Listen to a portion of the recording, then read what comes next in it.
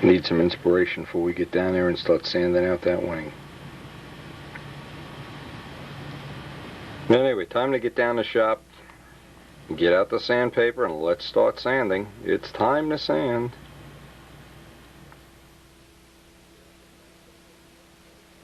Okay, first thing, I always want to do a test. Now I have 2 real thin coats and one that I just slopped on here, so there's really 3 coats of clear on here already, but give it a day or so between coats, and if you're in a rush, put it up by a heating vent, but I suggest it's a lot better to dry in a normal dry time rather than try to force dry it. What I'm looking for before I go any further is powder. As soon as you see powder, you know you're not going to have a problem sanding this out. In fact, that's all I'm going to do. And then I want to start doping the whole wing, the tissue and all. See, right now I'm just concerned with the areas that are solid wood and tissued. And that's about all the sanding needs to be done.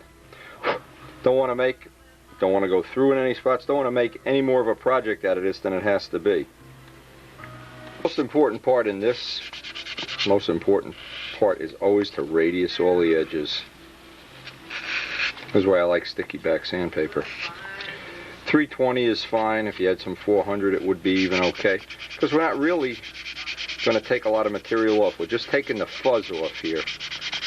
Now you wouldn't want to do this. See, a lot of people come in if you don't have a test and they go take the wing and the outboard leading edge and sand right through the tissue. You need at least 2 or 3 coats, maybe even 4 of clear on this over the tissue, and obviously that's what we've done in between videos, is get those coats on and let them dry.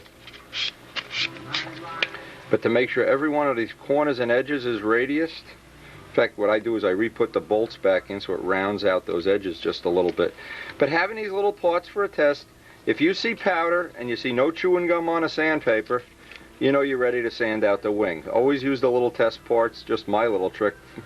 The little test parts give you an indication of if the dope is dry enough. And if you let Brodak dope dry 1 day between coats, it almost every time is going to be perfect.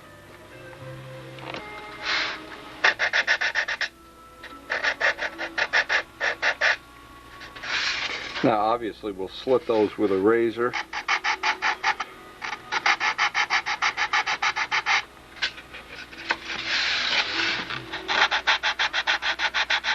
This is where you can really make up some speed using Brodak dope, because what would happen is you're not wasting all that time waiting for everything to dry and get hard. Here we got a little wrinkle in the tissue here. Again, I want to radius the edges.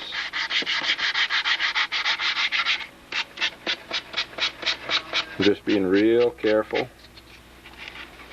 And I'm going to detail sand out the wing. Everything that's an edge,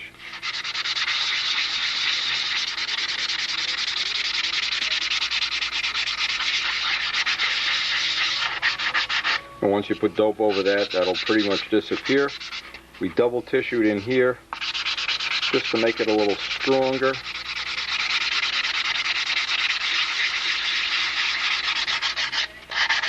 At times I've glassed that. That's even a good idea. But the main thing is getting all these edges.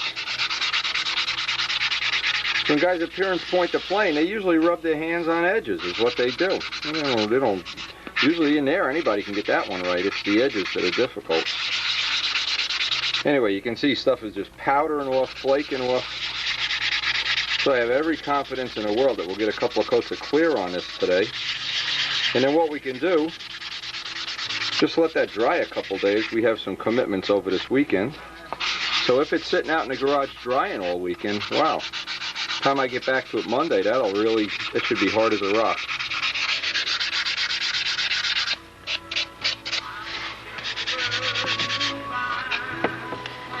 Now, because this dope dried up so well, I can't tell you how nice this dried up. This is just unbelievable. I can remember times when I'd put dope on and let it sit over the weekend, and it'd be chewing gum Monday morning. It'd really be frustrating, but all of the edges, actually I'm going to get out there. I wouldn't even bother putting this on video because it's just redundant. I'll be able to get a coat on now, then I got to go over to the houses, come back, put another coat on. That'll probably be 6, 7, 8 hours later. But before I sand this again, I'll get 3 coats on the wing. Silk span, the whole thing, 3 coats. Roughly 50-50. If I see any humidity in the air, we'll spike it with a little retarder. Remember, the whole key here is that it's turning to powder. See, that's what, when you have a quality material, a mil-spec thing, it's not made for a hobby. The whole key to having quality stuff is that it's not made for a hobbyist. Then they don't water it down and change it, and every batch is different. Again, the big trick, using your hands.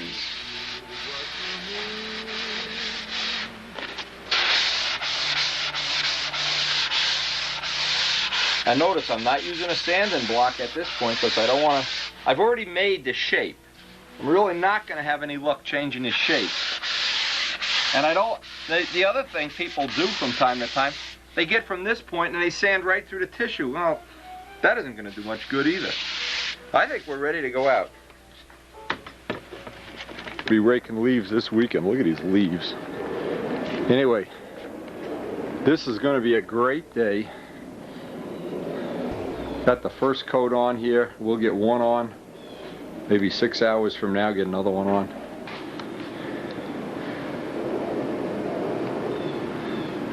Anyway, boy, this stuff dries up beautiful. If you've never used this, you're really in for a treat.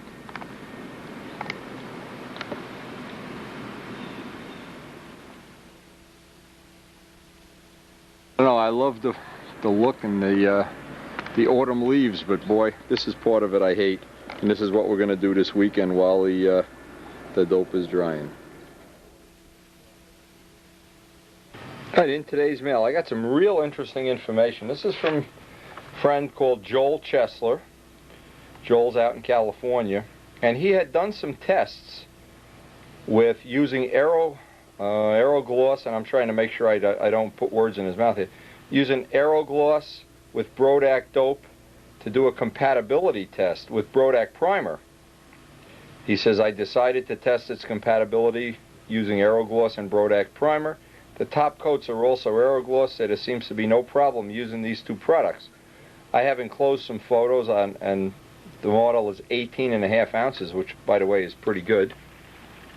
He also said he sent John Brodak a small test piece to use that he experimented with, and that's something I suggested that he do. So I really appreciate the other people, Joel and all of the other people, about, there probably is 200 realistically, that have contributed data into our Brodak dope finishing videos. And what we're going to be doing within this video, probably, we're going to be trying a couple of other things new for the first time. And the more people that test and the more people that can give us feedback, the more we can help John with promoting and improving the product if it needs to be adjusted.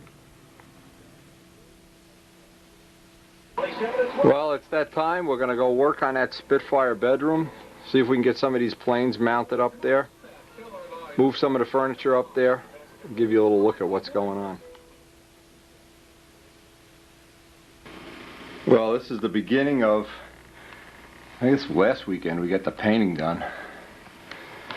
But I think this really came out real nice. Now Karen took the lead in, I don't know, laying this out.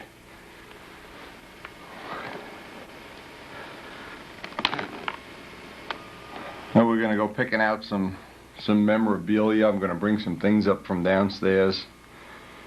Karen's going to be refinishing some furniture.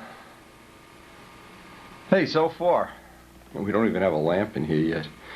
This is going to be the beginning of what I hope is going to be our Spitfire bedroom. And I think this is a fitting way to store the Spitfire models.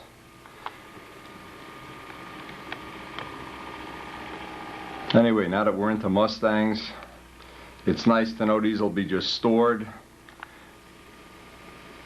not get all dinged up downstairs where it's very humid. The heat is inconsistent. Up here the heat is just like in a normal house. Anyway, just thought you'd enjoy a minute or two of this before we actually get rocking and rolling on that wing. I'm getting ready to sand that wing out. It's been sitting out there all weekend while we had Paul Winter here visiting us. So that dope should be dry and ready to go.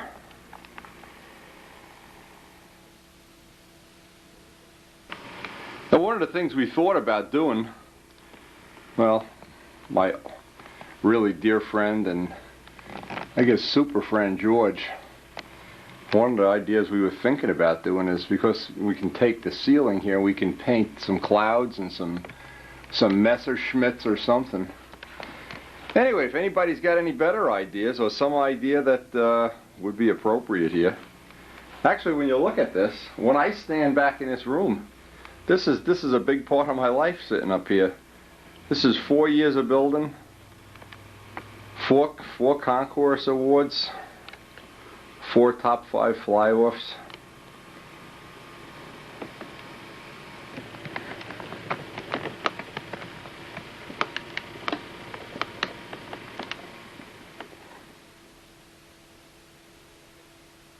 Where else but at Wendy's, the Spitfire bedroom. I love it.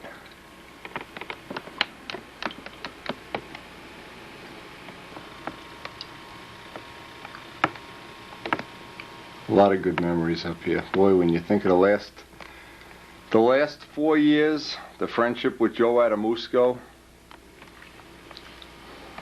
we've just had the best of times. We've had probably the 4 best nationals we've ever had in a row. Most fun.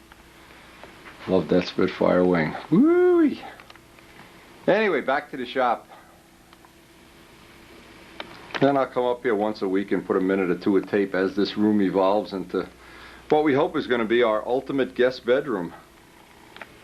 Next time John Brodak stays at the house, he won't have to stay in a room full of dolls. He can stay in a room full of Spitfires.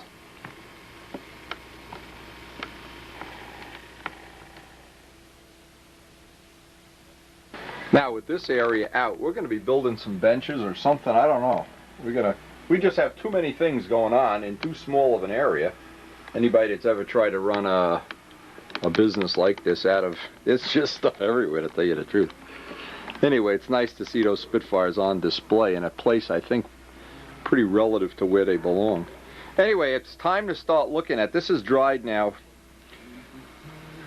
It's ready to make that determination, critical determination that we always do with the small parts.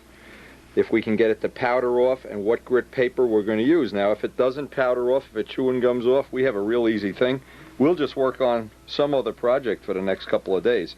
Because we really have 3 coats on all the wood surfaces over and above the tissue and 5 coats on the tissue. And you can see just the slightest hint of a shine on there, and that's about what you want.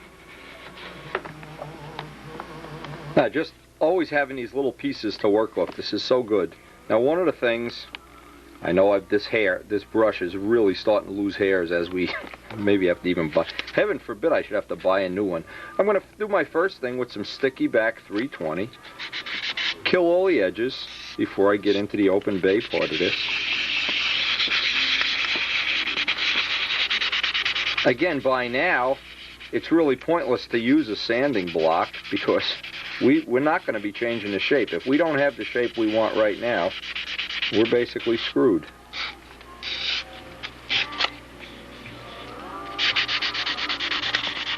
Now, the 2 things we're looking for is powder. No chewing gum and powder.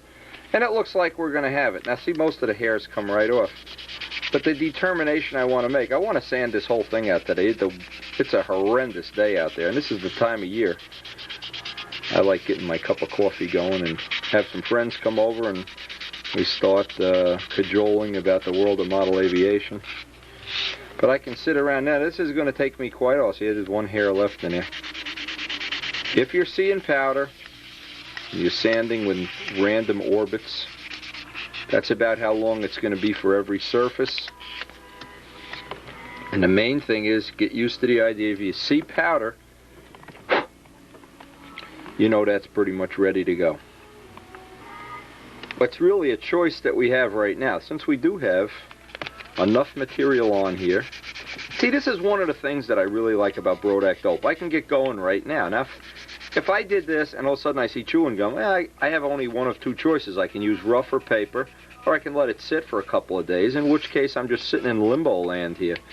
And I want to get this wing up to silver so I can start the fuselage. Because the wing is going to plug right into the fuselage, it's going to be impossible to really lay out the fuselage until the wing is done.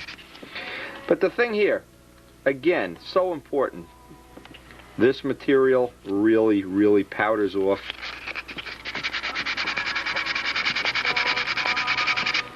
Radius, all the edges.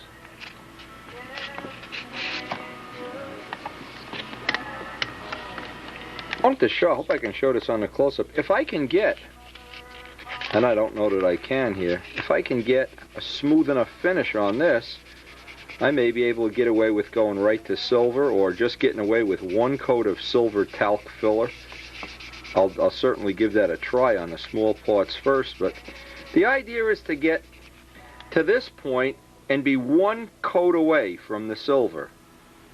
The time you want to sand it is when you're really one coat away, so you don't want to have 20 coats on this and be sanding, and you know you have too much substrate. You want to be one coat away, so when you put the silver on here, you can see little dry spots. The next coat, almost no dry spots or whatever, and then you know you have that absolute minimum substrate, and you've not added any weight at all extra to the plane by doing it that way. Now see these little low spots, these little shiny spots right by the hair here? Well, it's easier to do this than on say, the flat of the wing or the flap. By the way, I don't give any concern to the brush hairs. I know a lot of people panic when they see brush hairs, because if they sand out and they're buried in paint, it won't really matter. And if they stick up, they'll just jump right out as you sand. I'm looking, and I'm hoping I can get this on here, that you can just see here's a little shiny spot right down here. So when you find that, it's nice having that sticky back paper to do this. This is 320, and it looks like we're going to be able to sand this whole guy out this afternoon. But because the weather's so horrendous, there's no way I'm going to take a chance on spraying this today. The next coat of dope that goes on here will get sprayed, and we're going to wait for, one way or another, we're going to wait for a low humidity, less than hurricane day out there. Always nice to have these little spots to work, little parts to work on first. Because we're having this nice padded table, really pays. Again, this is such nice material to work with. I try to keep the table padded for the whole time I'm doing this type of sand out, and constantly look to see if you're getting any chewing gum parts.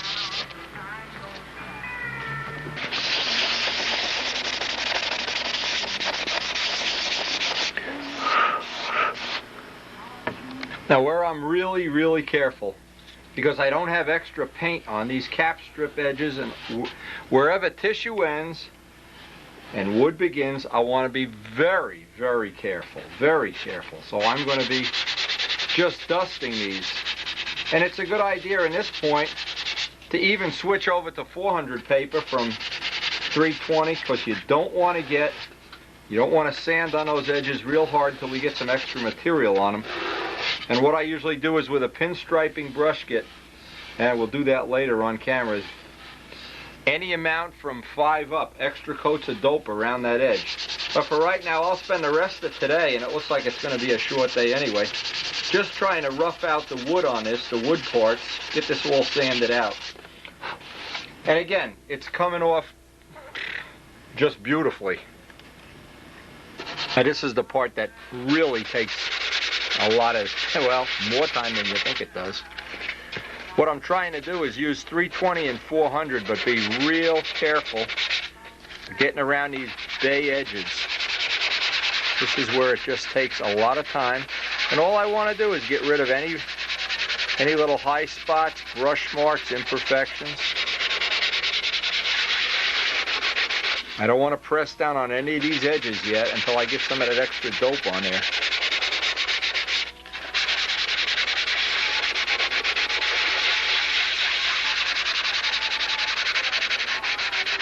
Notice that I'm avoid the edges at all costs. Right now, you press down on one edge and boom, you'll be right through.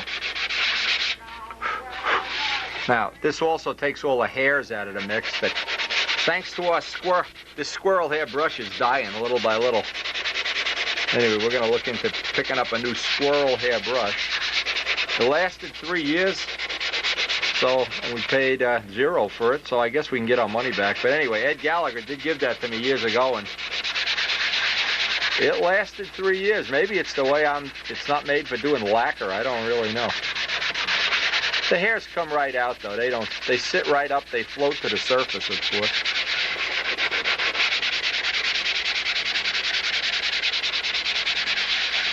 Anyway, it's because we have so many open bays. This is going to be time consuming. We're only going to put a minute or two on tape. We may not even finish this today because I anticipate this is the normal day that, see, we have a bad habit in this family. We like to eat.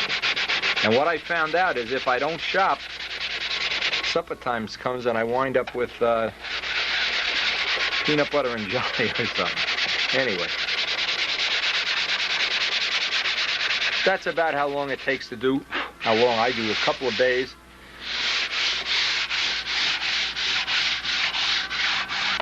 You can get a little idea of what kind of amount, what that looks like. It's just got a little bit of a shine. Once it's sanded, you should see no high spots. Those first 4 bays are done. And I'll just do the rest of this sanding off camera.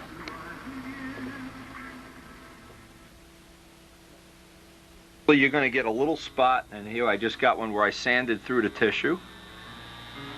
If you're sloppy like me. Now luckily this is on the bottom, but I'm just taking some thin CA, because what I want to do, I want to seal that wood. Then take the dry end, let that dry. There's another spot here where I'm going through the tissue, see? Down, and any other spot you see that needs a little attention, needs a little dressing off. These little spots, don't never use kicker on them. Just let them dry out, sand them down. Now the last thing I do is I take some 4-0 steel wool. Make sure it's 4-0. And I'm just going to lightly take, because I want to clean these edges up. Now I've gone and sanded up to that edge and sanded up, but I've not sanded the edge. And I'll just let the steel wool just touch it. You don't want to press hard on that. You don't want to give it anything like pressing down on it. You don't want to wear those edges out until we get some extra dope around the corners. Areas that we touched up, once that CA kicks off, I can just burnish them. Don't sand back down, because you know you have a little bit of a high spot there. But you don't want to have raw wood there. Now luckily we only had 2 of them. Normally when I'm doing this I have a lot more than 2. Maybe I'm getting some job skills going here. Anyway, never say that on camera. Anyway, got some 4-0 steel wool. Any hardware store will have this. It's cheap as can be. Cheap as cornflakes. But make sure it's 4-0, because 3-0, 2-0, and 0 may scratch. 4-0, you want to let me make sure I'm not hitting it. Start at one end and just very lightly. I'll do 1 panel here. See how quickly this picks up the residue. And then we're going to be ready to put the little bit of extra dope around the cap strips and the lines.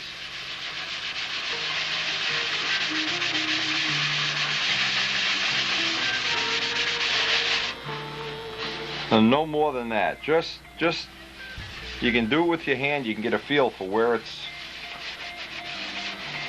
that's probably plenty. Now steel wool is just like sandpaper. It's going to remove material, so you don't want to go crazy. It is good on doing compound surfaces, and it's real good on doing tissue. But you can get carried away too, and you can get the edges raw. So I would guess just what you see in here is plenty. And that should get the surface ready for we're going to do the little edges of this next. And again, your hand is what tells you.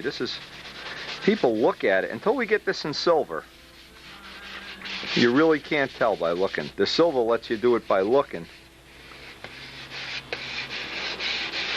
Now the whole trick here is, I want to put a thin, and I took the material that we used right out of the can, just put it in a smaller jar. You might, a trick if you're working in incandescent light instead of fluorescent, you might want to put a drop or two of silver or some other color in here. But basically, I just want to, all the edges, I want to give this maybe 4 or 5 coats.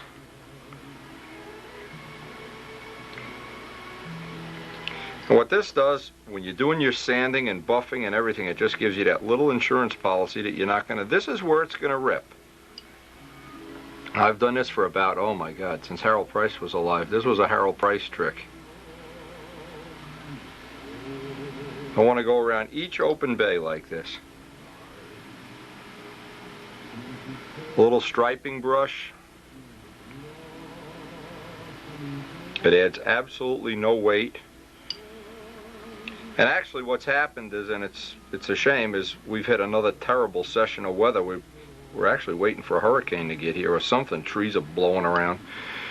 So this will be a good day. I'll get at least 5 coats on. Give it an hour or so to dry. Flip it over, do the other side. It's usually dry relatively quickly. Another nice feature of Brodak dope. Anyway, if you want to, here, let's take a look at this. You can kind of see how that works out. Now obviously what we're going to do each open bay. Wait maybe 10 minutes, flip it over, do the other side. While that's drying, I can mix up the silver and do a little test on the flaps. So I'll be all set to, maybe even today. I doubt it though. This is the point, I don't want to rush. I'd like to let this dry a while, or at least a couple hours. And because we have the heat on in the house, I can put this up by a heating vent. It'll probably dry relatively quickly.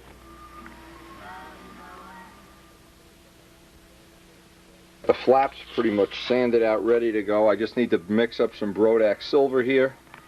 Again, I'm trying not to ever paint in the house, or as little as possible. But every once in a while I try to get, I just need to get something going, and then I can get it out in the garage drying.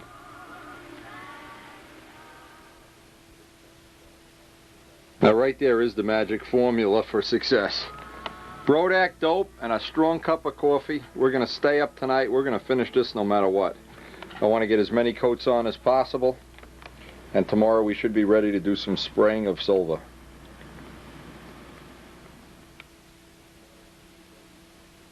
Now last year we did a little experiment. I think it worked pretty well. Is what we did. Normally at this point in time you would take talc and clear and mix up thinner, and problem with that is even if you put a little bit of blue or red or something in it, you can never really see it. So what we did, and we did it on the Brodak dope video set, we mixed up what I call silver talc filler. And what I'm going to try this year, I'm going to spray this right over the silk span and everything and see if it works. Again, I always like to experiment on my own plane. If it doesn't work, obviously we'll sand it off. Leave this on the video because this is something that happened about a year ago. Well, maybe more. I was doing some Brodak dope testing in a coffee can, and I forgot to take out the last little bit of coffee. And here I am spraying and seeing all these little brown spots and everything. I'm saying, what the hell is going on here?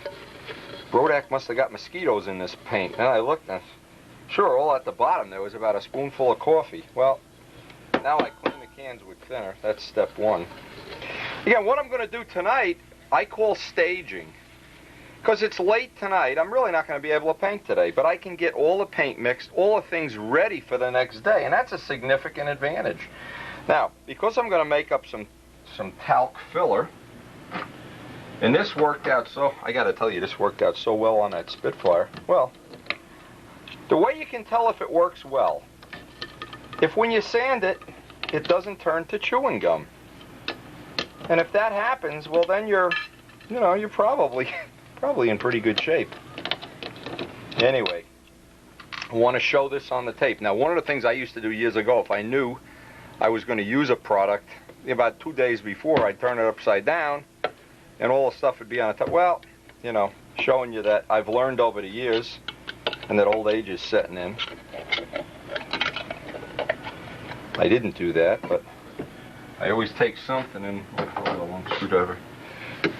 What you see with any silver, any metallic really, is it all sinks to the bottom. So the first step is to stir the hell out of it.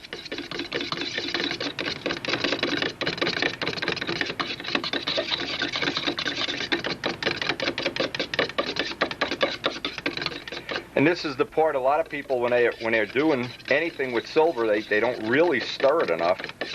And so it doesn't cover as well as it should. What we're looking to do is put a coat of filler on, silver filler, that when number one, it'll show all the mistakes. And if it's perfect, we just sand it down and we're done. We can paint some silver, just lay a coat on with no talc. So I only want to mix about half of this up. I want half with the talc, and I can mix half without the talc. But the first step, obviously, is going to be dump this out. And you see all blobs and everything coming out of there. Okay, that's what's at the bottom. Now, to get the rest out of the bottom conveniently, some good old-fashioned Brodak thinner. And by the way, if you've never used Brodak thinner before, you're probably, the first thing you're going to say is, oh, gee, I can use up some old thinner that I bought in a hardware store.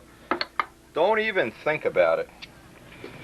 In fact, if you're thinking that way, buy one less salami sandwich, and you'll win on both ends. You'll be as skinny and good-looking like me. You can tell I've been eating a lot of salami sandwiches.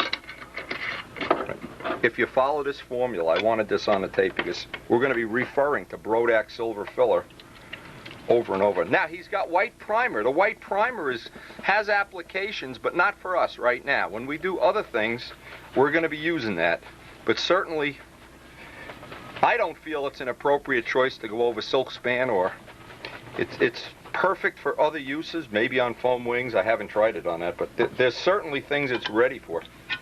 Now, what I call staging is getting everything ready so tomorrow morning, so while it's nice and warm out, it's probably going to be 30 degrees, I'll have everything mixed and ready to go. Now what this does, this tells me that I have a roughly 50-50 mix of thinner. Notice how it just fits in a coffee can. There's a little bit left in the bottom. Well, I always think a little bit of extra doesn't hurt. A little extra thinner never hurt anybody, that's for sure. But I want to get all that material off the bottom. Because from this point on, we're looking to put on a micro-thin coat with as good a coverage as possible.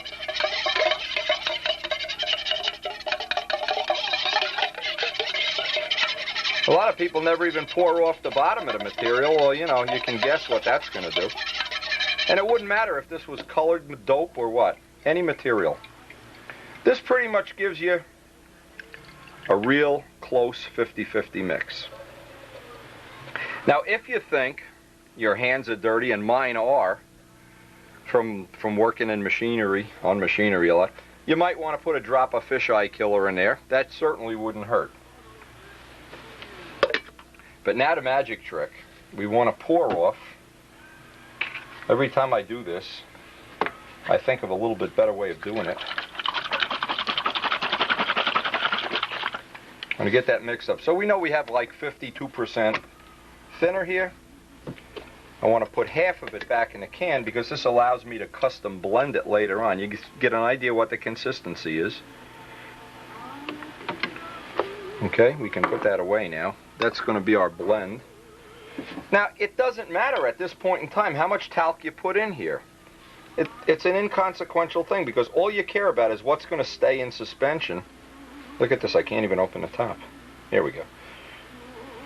It doesn't matter, you can be, and the cheapest talc you can buy. You don't have to go buying, you know, $10 a jar talc. But you do have to answer the phone if you want to stay in business. Let me get the phone. And President Nixon just really loves calling me. But anyway, you've got to get this stirred in well, shaken up. This has the talc in it, any amount. Now what you do is you let it sit for 5 minutes. Look at your watch. 5 minutes later, you pour this off into a jar, and whatever stays at the bottom is your overage. So you always have the right amount of talc in that mix. That's the best trick going.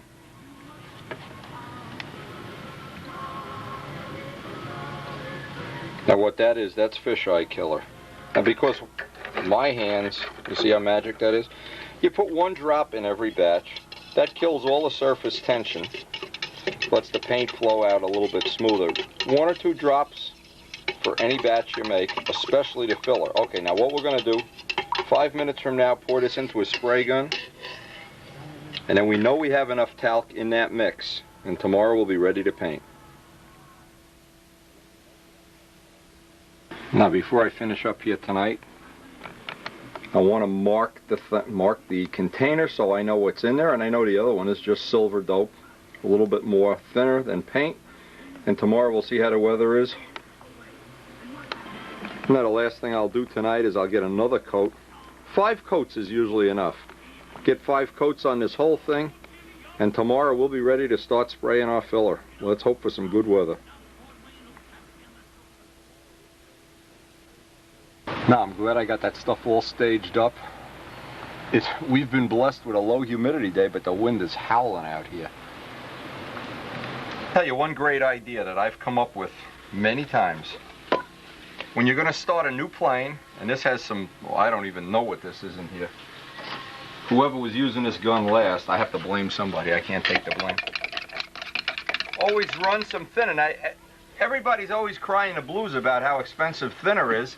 Well, this is a good place to use up your old thinner, the stuff that's 100 years old. All these old off-brands that you've been saving all your life. Well, look at the junk that comes out of here. I've let this sit. Even letting it sit, it's not softening up. There's some real crap in here. It's gold. I got gold, I got black, I got everything in here. Yeah, there's still some in there. But always start with a clean gun. If you start with a gun that's got some goop in it, it contaminates the whole project. Now what I do, the thinner that you use, once you get the big stuff out of here, another good trick is put it in a jar like this, let it sit for, who knows, a week or so. All the stuff will get to the bottom and you can just gently pour that off. So in effect, you're not throwing the thinner away. And I know the people in our economy-minded hobby just love that tip. Now see, this will get a lot of the goop out of there. And I can use that thinner over and over again to clean. Look at this, still stuff in here. Wow. Here I am trying to convince people you got to clean the gun. Now when I'm all done with this, I'll put some real clean thinner in here. It's a good way to use up all your old off-brand thinner, by the way. Just spray some clear thinner through here. Maybe 1/3 of a container of it. Look at the stuff coming out of here. Wow. Still, it's hard to believe. Doing this on video. You think I would have enough sense to go back and erase the tape? Well, we're going to shake this up. This always works. Famous last words. But this is one of the key things to doing a real nice finish. You got to, there's some basics. It's like ABCs that. Another thing too, if you have a filler gun, if you have the luxury, and we don't really have one, but this is our oldest gun. Use the oldest gun you have for the filler, because you don't care. You're going to sand it out anyway. All right, that looks pretty good. We're ready. I really hope we're going to be able to paint out here. It is really blowing away, and it is cold. Woo! And believe me, this is macho painting when you can paint in this weather. My hands are freezing. It isn't really funny, but the other night Karen, by mistake, locked the garage and locked me in there and I was in a t-shirt, and then realized, where's Wendy? Comes out and gets me. Look at this, the camera's going to blow over. Anyway, the thing I wanted to show, filler goes on just a little bit dry. But that's the kind of coverage I'm looking for. Yeah, it still has a little shine to it. You always want to do your little test parts first. Looks like we have the mix about right here. As if cold wasn't enough. The gun gets so cold you can hardly turn it. Anyway, there's very little talc. After you let it decant for 5 minutes, there's very little talc, but there's just enough that when we sand this off, it'll impart a really nice surface. Now, if this comes out stone dull and it looks like auto primer, then you know you have too much talc. You should wait a little more, maybe wait 6 or 7 minutes to let it all sink to the bottom. But the silver filler, to me, this way, well, every plane I've ever done this way has resulted in a concourse award, so I kind of like this way. One of the hard parts to paint here is always a flap. I always put a little wire on it. I start at one end, get the edges done. It is cold out here. Woo-hoo! You better believe, when Karen rescued me from the garage, I was not in a real good mood. And of course she rubs it in. She was calling me blue lips and things.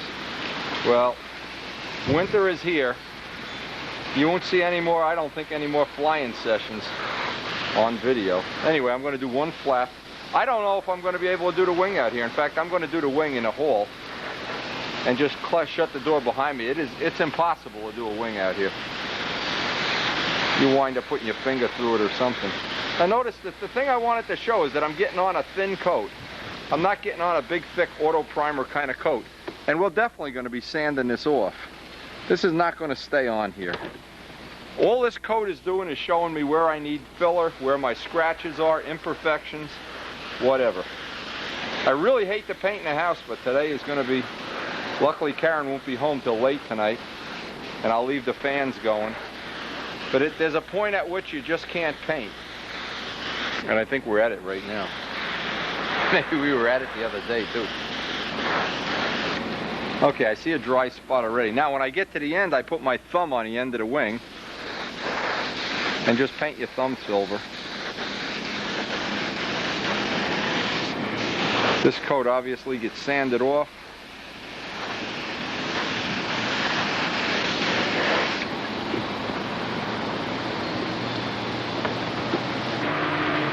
Now what I do is get one side painted like this when I'm in the house and I got to rush to do this. And then I go over all the ribs, all the cap strips,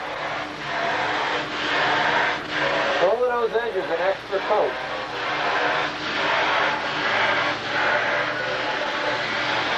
Everywhere there's an edge.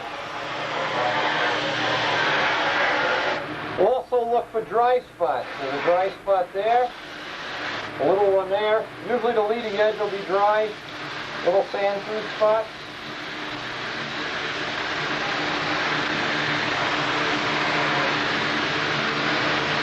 Now the trick is to get this out in the garage because it'll gas off real nice out in the garage. And then tonight, just before I go to sleep, I'll bring it in and put it by a heating vent. But these first couple of hours, it'll dry up real slow. It'll result in the paint laying down real nice.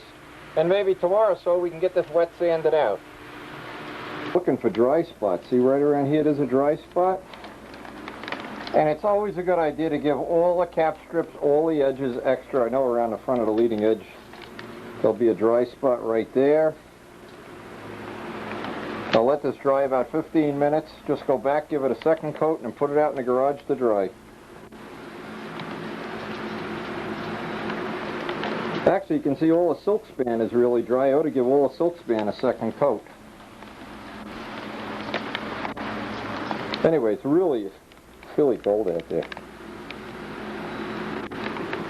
And the trick is, if you're ever going to paint indoors, of course, get a big fan going. Wear a good Wilson mask, needless to say. Now, people think I don't wear a mask, but I do. I just don't like to do video with it on.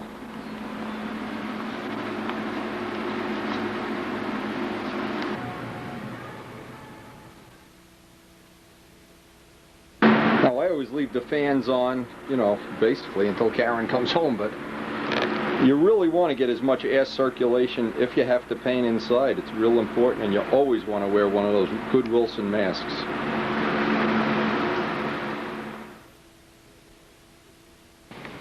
Now we'll let this dry out here, but tonight we're going to put this in by the heating vent. Now, if you didn't have a health problem, yeah, it would be nice to put this by the heating vent right now, but in our case we leave it out by the garage.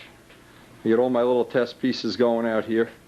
Now usually I've noticed under the shop conditions out here, usually about 4 to 6 hours after I paint, this stuff is, yeah, 90% of the smell is gone. So anyway, oh, but it's cold. Woo.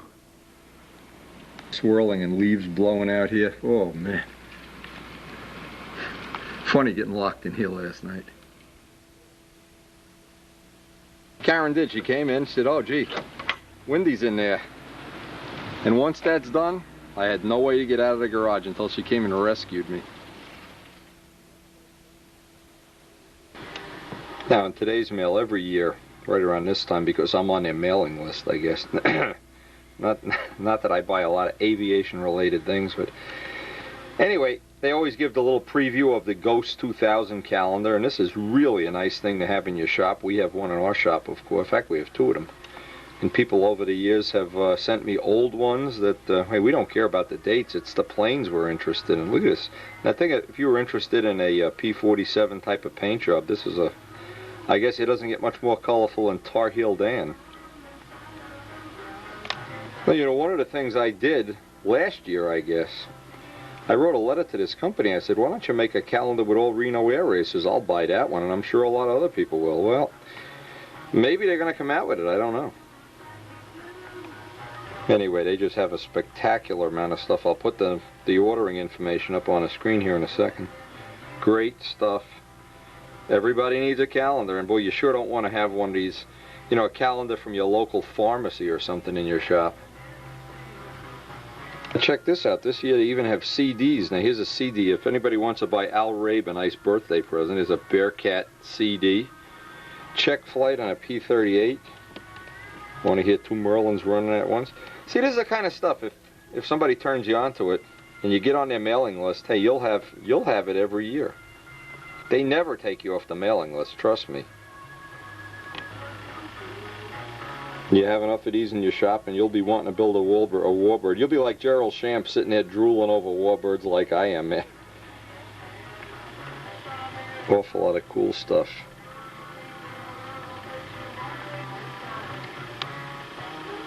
Hey, Spitfires.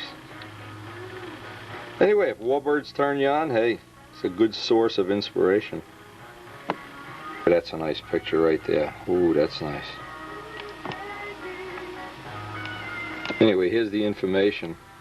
It's an 800 number. Call them up. You get a free little booklet like this, and you can order up all your Christmas presents for your aviation type friends. Just like Pro Stunt Products, their catalog is free. They'd love to get you on a mailing list. Now what we did since the last time we shot video, we took an extra day and let this silver dry out. It's been so cold outside, and I figure an extra day up by the heating vent wouldn't hurt. But I needed to do some reorganization. As you probably know, we don't have a machine shop in South Jersey anymore, but we have all the equipment that was in that machine shop located in what used to be Ken Thompson's old foam wing shop. And I haven't shot any video over there because it's been so cold, and the work moving machinery has been so labor intensive. But what we did, this used to be where we had our plane rack. We now moved our carbon fiber bench over there. And what we have here, it just gives us a little more breathing room, a little more room to get our Brodak dope in order here, since we're going to be ready to start doing some intense sanding this afternoon. Once I get back from the post office, we're going to sand this guy out. That extra day sitting up by the heating vent always helps.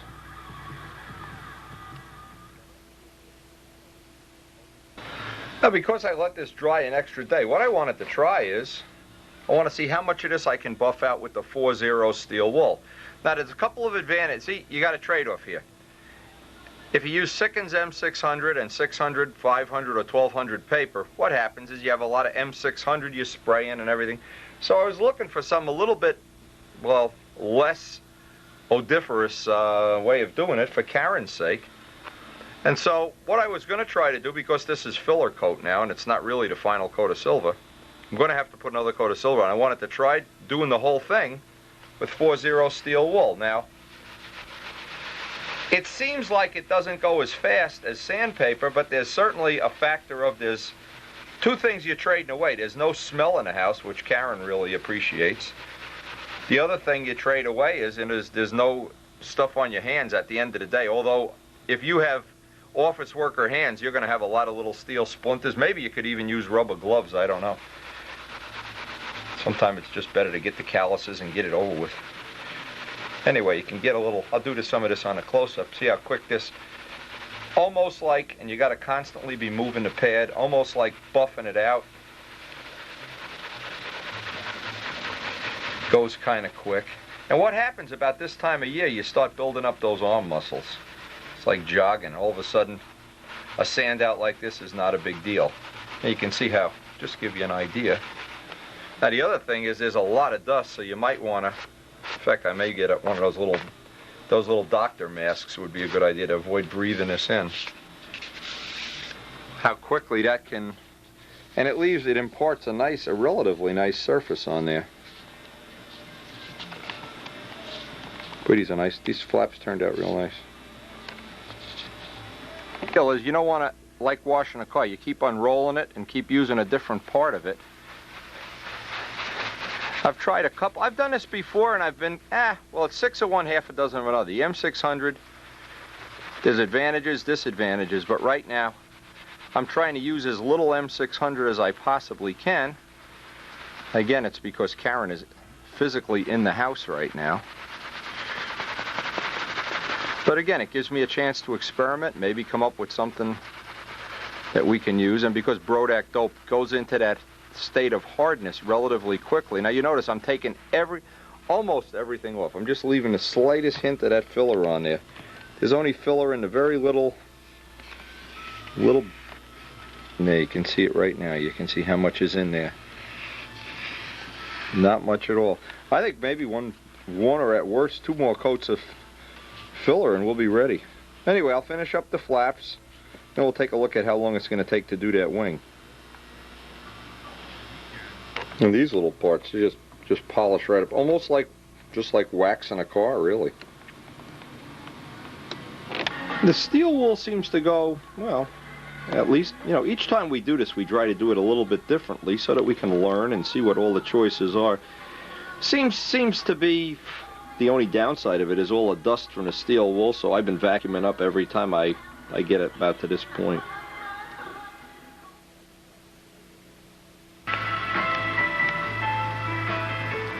Okay, once I have a nice big cup of coffee, we get started on these open bays and on this wing. I hope I can get this all done in one session.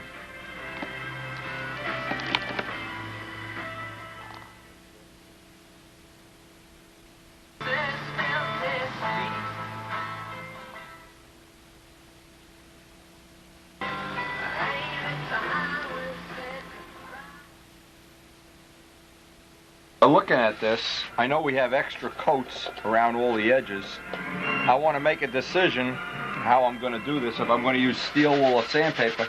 So what I'll try to do is just get one bay. Let's see how long it takes to do one bay. Sometimes if the paint is really soft, the steel wool, because we have 3 or 4 coats extra around all the open bay areas, so we may wind up using one of 2 things. We can either use M600 and steel wool. And see, this is what you want to do. You want to have all these choices. If the paint is really nice and dry, you probably can just use steel wool dry. But what happens if the paint is still a little soft when you put 4 coats on, and well, 3 or 4 coats. All right, I want to try this. What I'm going to try is, this looks like it's going to be a little bit too soft. Let's try. Next thing, let's try steel wool wet. Steel wool wet is good. This is M600. You can try Windex, soapy water. Let's see if this is going to cut. What we're looking for is a cut. When material is soft and it doesn't want to cut, you usually have to go up and grit or sand it wet. And I don't like sanding with water around the wood if at all possible. The nice thing about the M600, it doesn't swell the wood. Now what this is looking like is possibly, we're going to go to some 600 sandpaper here for the open bay part. Yeah, this is just taking a little bit longer than I would like to. So let me tear off a piece of 600. Let's see how long it's going to take to do a bay with 600. I'll just pick the next bay, a new bay, since we're just doing an experiment here. What I'm looking for is to see how quickly this material is going to cut.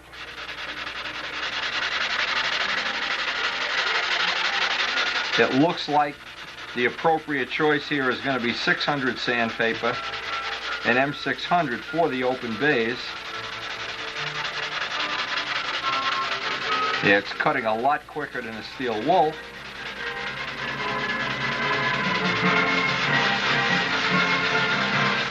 Now, the choice is, it's common sense. You don't want to not sand it. You're leaving on all the weight. And you don't want to sand it all off. If you sand it all off, well, what was not much point in putting it on, other than if you need the exercise. But what I'm saying is you kind of have to figure the right spot at which to stop on an open bay is when you can just see the silver around the edges, and it looks like we're almost at that point now. But as soon as you see a hard white spot, then you know you have to quit. Once you get beyond that, let me show this up close.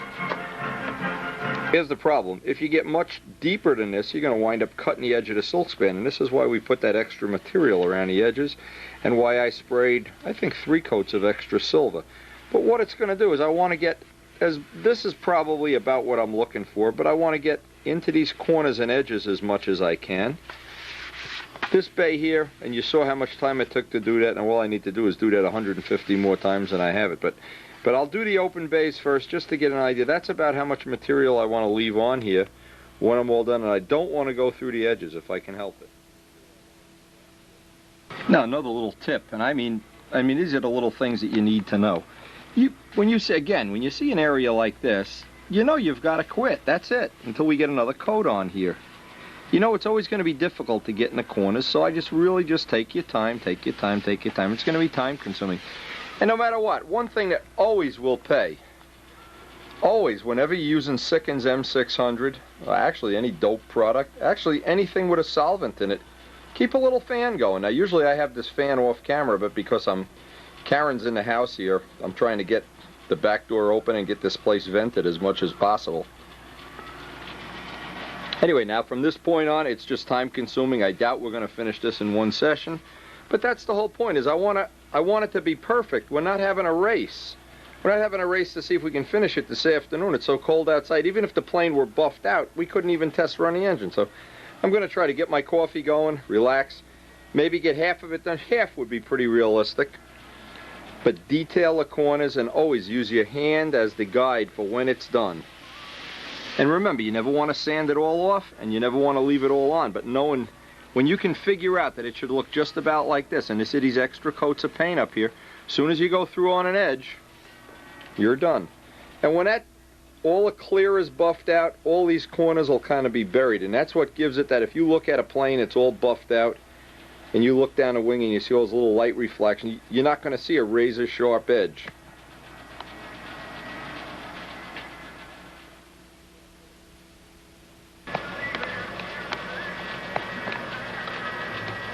Knowing how much to leave on and how much to take off. It's the whole thing that makes this, that you could get this information.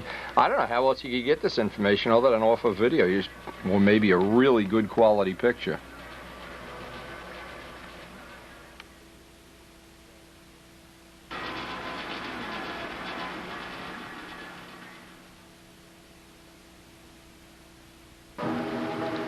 And it's that fine balance, as I'm going through this, the fine balance of trying to get just enough off.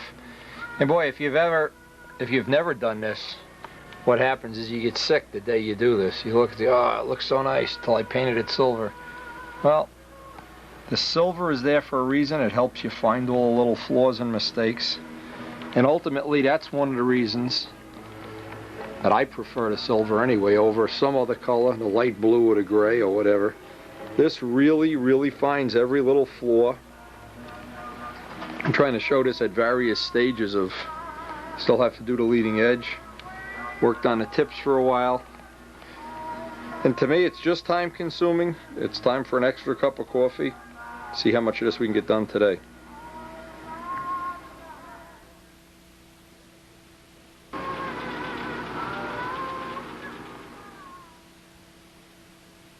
This is the spray container that I use.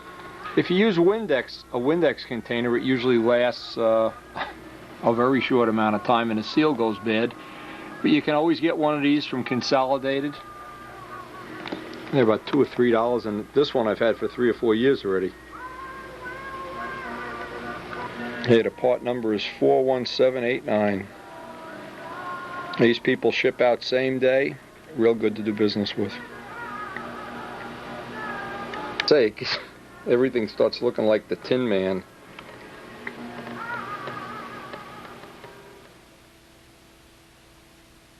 Now, I didn't know if I was going to get finished today.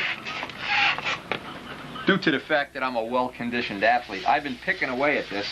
I've got about 90% of it done, and what I decided to do is just finish it today and be done with it. I saw it on the window. Windy? You like that frog on the window? It's a nice froggy. Yeah. I put a toy frog in Karen's window. She comes in, opens the window. Ah! Anyway. I've been going like a crazy man. I'm trying to finish this up.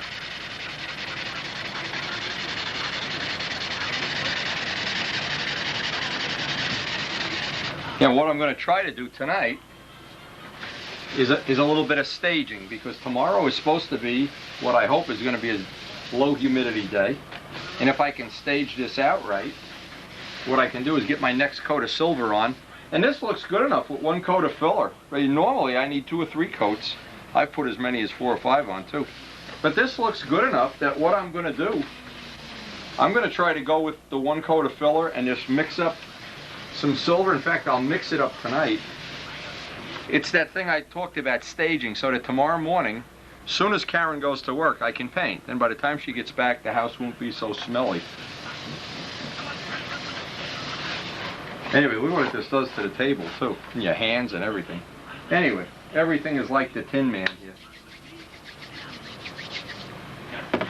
These corners and edges that really take the time, but you know, in my life, the only way I've ever really gotten the things I wanted out of life was I had to tough it out.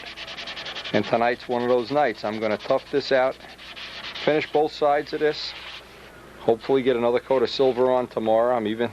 This is the part that really takes time, is all the detailing of the edges and the corners between the omega. The solid wood part goes relatively quickly. Like when you're doing a foam wing, it goes very quickly.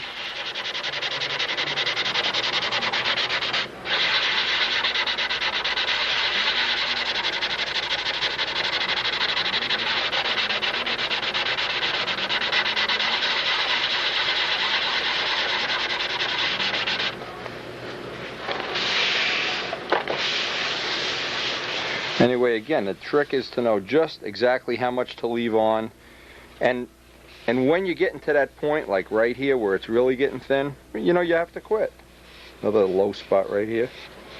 But after we put silver on this, a real coat of silver with no talc in it, sand it out with another, maybe even with 1200, this will be ready to go. Everything done is to get some clean steel wool, and I'm just going to burnish this right off. In fact, what I like to do, I'm even going to mix the paint. Now, the next coat of silver, obviously, will have no talc in it.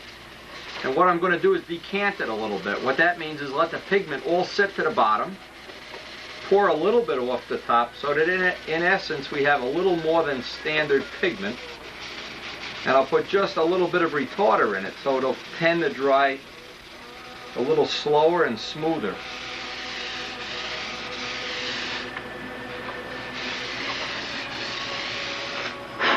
We've gotten good use out of this table today, but you can see, I mean, this is going in the laundry soon. That table is shot. And as always, it's always your hands that tell you where the imperfections are.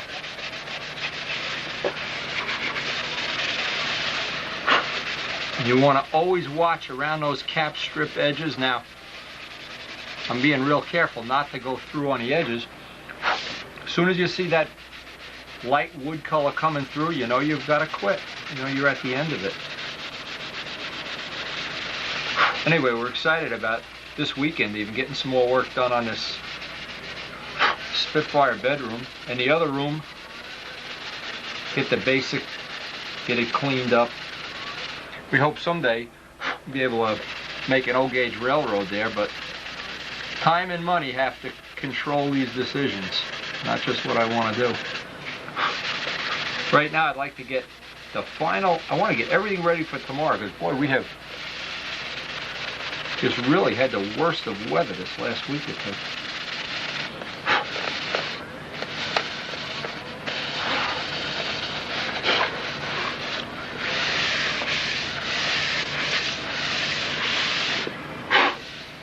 You can always let your,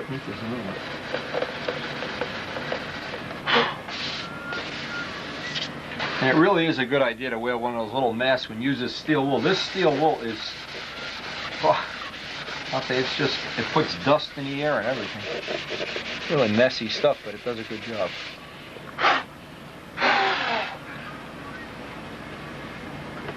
All right, this should be ready for tomorrow. Paint's mixed and we're ready to go. Just need a nice, we're going to start early in the morning, and by the way, that's a good way if you need to get the smell out of the house.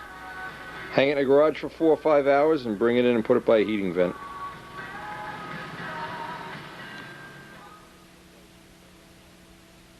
Now in today's mail, this is from Mark McLaughlin. Read the little note. Stalker 46, 56-inch wingspan, modified Gerke Novi 4, Pro Stunt Controls, Uniflow. Unflown at this time. Tango Red. Mark's watched a lot of videos. It looks like it's starting to show in his, well, one thing I love here, Mark, I have to tell you, Novi nothing, that's a Spitfire wing. That is one nice, I don't know how anybody can not like elliptical wings. Anyway, from Mark McLaughlin, tomorrow we're going to paint silver. I can't wait.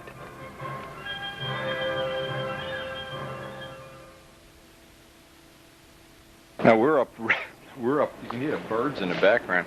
One of the things by staging everything the night before, I get a real early start, and this paint will get to dry in the warmest part of the day out in the garage, which is a big help to Karen. Now, putting a coat of silver on that may or may not get sanded off, I have the extra pigment in here. I've decanted off the top. I've put a little retarder. I just want to play it safe because I don't really know the humidity until I do a test. But the other thing a lot of people do is they'll be, in the course of a day, they'll be painting silver and they don't shake the cup enough. So with all that extra pigment in there, now I've got the pressure down at 20 psi. I want to get on the lightest possible coat. I just want to get this dialed in. Just the lightest, just a coverage coat. Because I'm hoping this might be, and if it isn't, the last coat of silver. I can sand this off very quickly. This is just to show me the mistakes, and if it's flawless, then we can go on to the next step. And what I want to get is the thinnest, lightest coat I can get on here. I just want to see where the flaws are.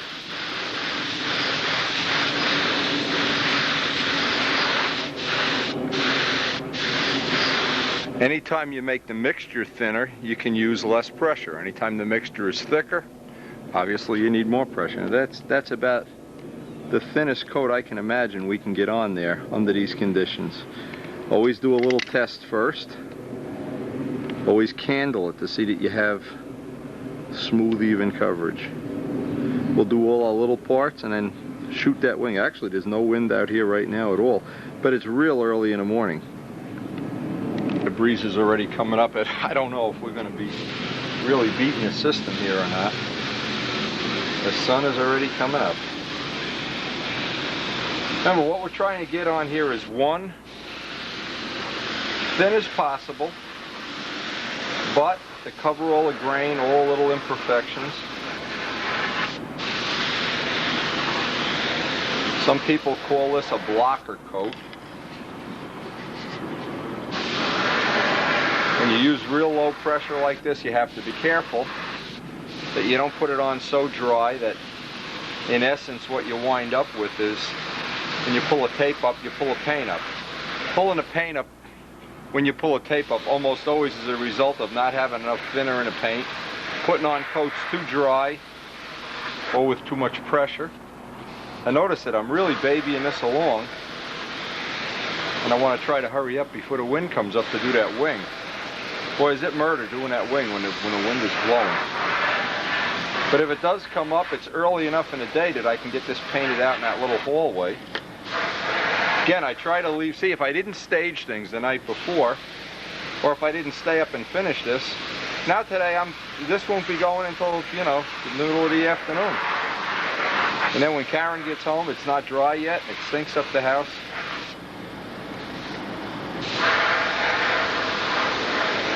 When you're painting with low pressure like this, you just have to be very patient. And this really gets on I don't think you can get it on any thinner than this, really. I can see a spot there where we went just a little bit through. In fact, let's show this up here. And see if you can see the little hairs coming through on a silk span. See those little hairs? That's from sanding it too thin. You can bet the wind is already up.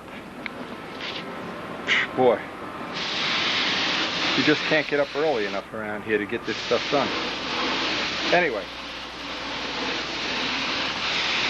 the silver really picks up the flaws. Now, as I put the flaps into the garage, I noticed spots I had never seen yesterday, even in sanding it out.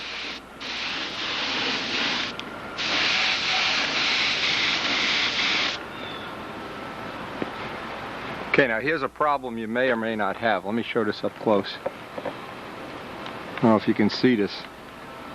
See the little fish eyes in the paint? Now what I'm going to do is just add a little more fisheye killer to this mix. What that is from yesterday, you know, all the contamination and sitting on that table full of M600 and steel wool and everything. So a little extra fisheye killer will usually cure that. It's good that we had this. And you don't touch it, you don't wipe it, nothing, just put the fisheye killer in the paint. And that happens from the contamination of normally sanding or working on anything. Just let it kick off and dry a little bit. I put a little fisheye killer in the paint, of course. Now I don't know. In my case, my hands are always oily and greasy from working on that other machinery and things down at the reel shop.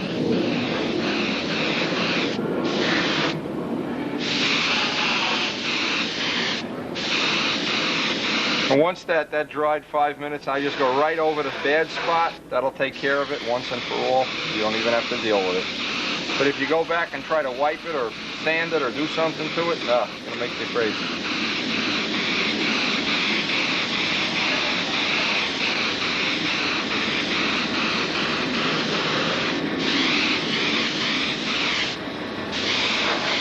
Now I can see I've gone through on a lot of the rib caps, which is just typical.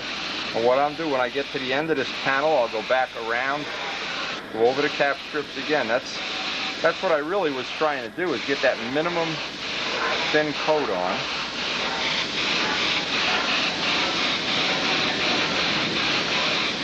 At least the wind isn't blowing too bad now.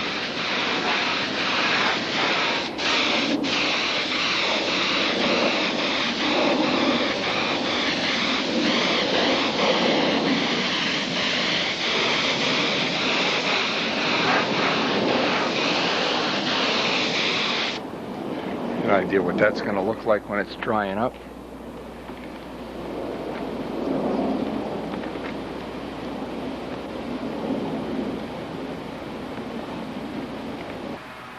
Okay, I hope that tip with the, well, we didn't plan it that way, but that little thing with the fisheye killer, that's something that mystifies a lot of people, and unless you have real clean hands and you scrub under your fingernails or anything, you're almost bound to get that from time to time.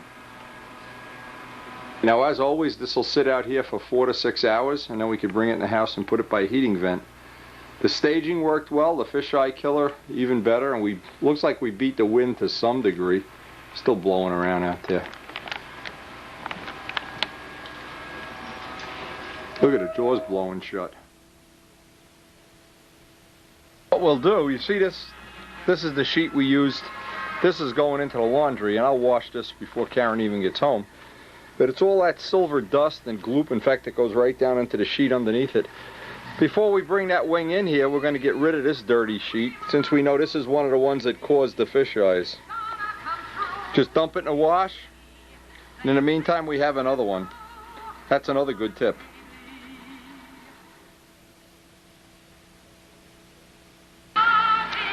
Now, even though these sheets are out of the laundry, they still have the stain, but they do have all of the junk that usually would cause fisheyes out of them. Now today, Dennis Toth stopped by this afternoon, gave me this nice picture. And by the way, he had a little caption for it. This was the concourse winner in Wayne Triven's event, and obviously the concourse winner in precision aerobatics. Kind of cool. Looks like looks like the plane had a baby here or something. Anyway, nice photo. I'll put this up by my desk. This is a good one. Anyway, I see we have, and I'm dying to share this with you. I see we have a nice photo pack from Buzz Perica, who, by the way, is a professional photographer. Now, this is Buzz's Nobler. And believe me, Buzz worked on this, and I got this long, tear-jerking letter. He worked on this for 4 years. He watched hundreds of windy videos. Yada, yada, yada, yada. Notice he has a blanket just like I have. He finally gets the thing done.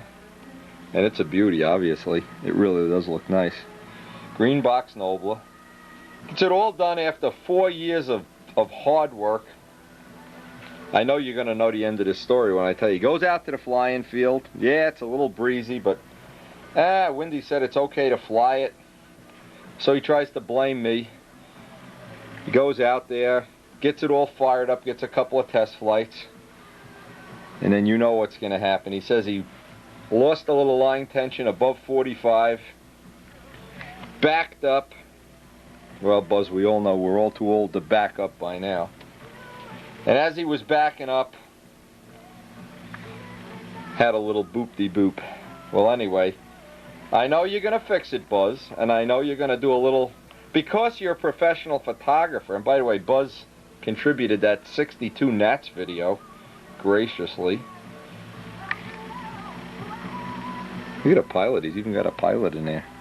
Anyway, and he's contributed a nice set of photos here. We'll pass some of these on to Stunt News. And in fact, we're going to keep a couple and hang them up in the shop here. This is one of the planes that, well, I think it has a little part in the history of our shop anyway, because Buzz has all those videos. Looks like they didn't hurt you though.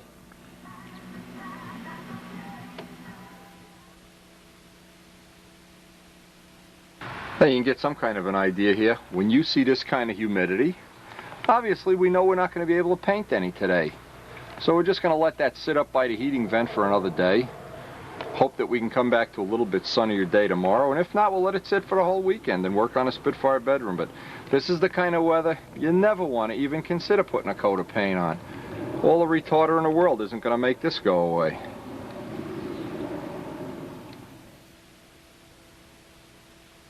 Okay, now this is dried over the weekend. Actually, the extra day or so of drying is a big help. We've had nothing but bad, rainy, clammy weather, and I want to really make sure I detail this well. You see the dry spots? See this spot right over here? It's drier than where it normally has enough, like there's enough up here. Well, you can kind of figure out what we're going to need is another coat on this. But first we'll sand this coat off with 1200. And by doing that, yeah, it's an extra day or two of sanding, but what we'll have is a lighter, better coat with no dry spots at all when we're done.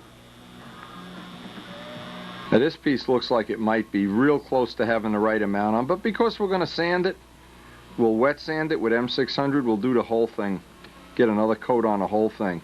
We're trying for perfection here, we're not trying for expediency. And you can look at this wing, you can see the dry spots, usually they're right around the edges. And you can look right down the wing and you can see all the dry spots. See right about at every rib station? Pretty much can see it at every rib station here. On the cap strips you can see the dry spots. But what this is telling me is that I have that absolute minimum thickness. See up around here there's some dry spots too.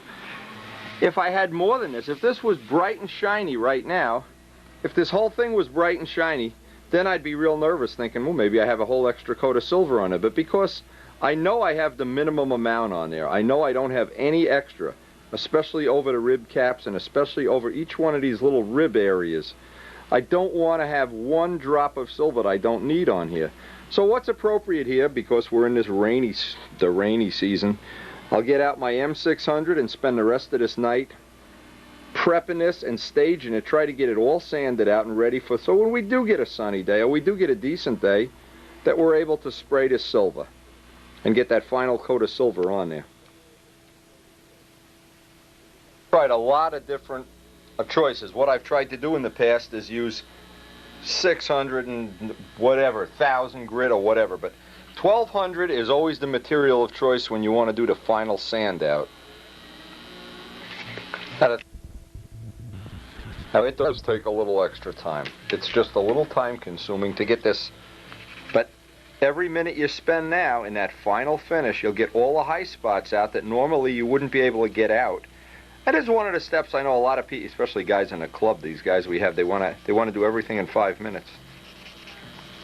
Anyway, it took Buzz Perica 4 years to do the Nobler. It's probably going to take me a whole year to get this done. I want to show this on a close-up now.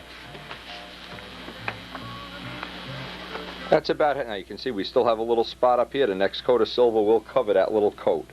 That'll cover that right up in this little spot in the corner too.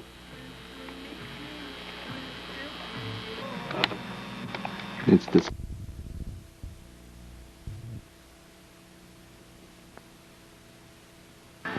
Worth a little extra effort.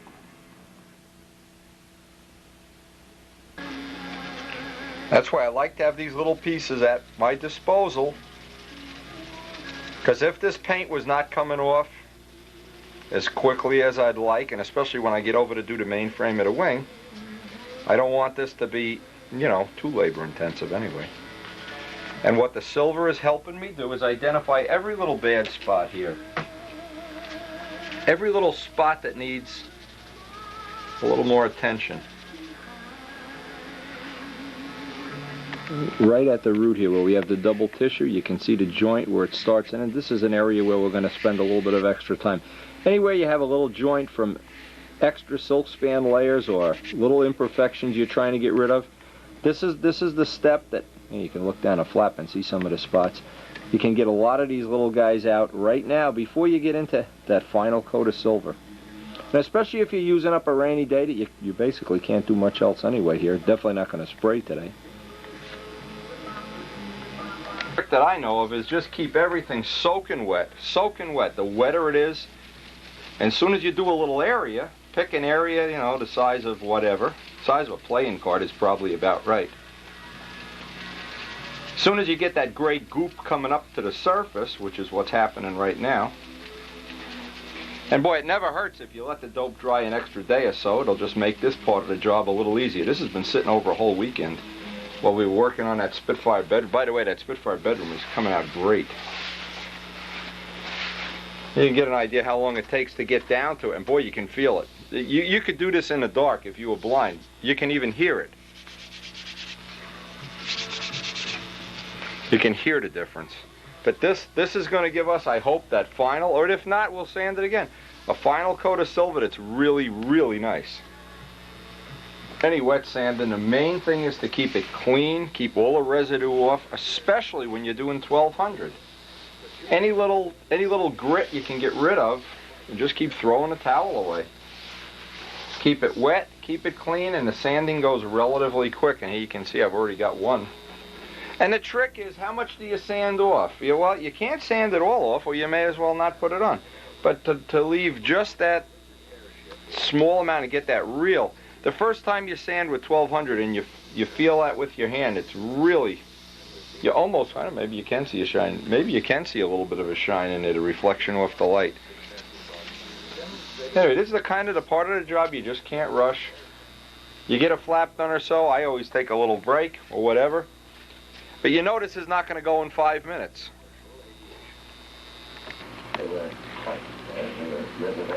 Well, we finally got the flaps done and it's ready to, I'm ready. Have another cup of coffee here before we start this wing.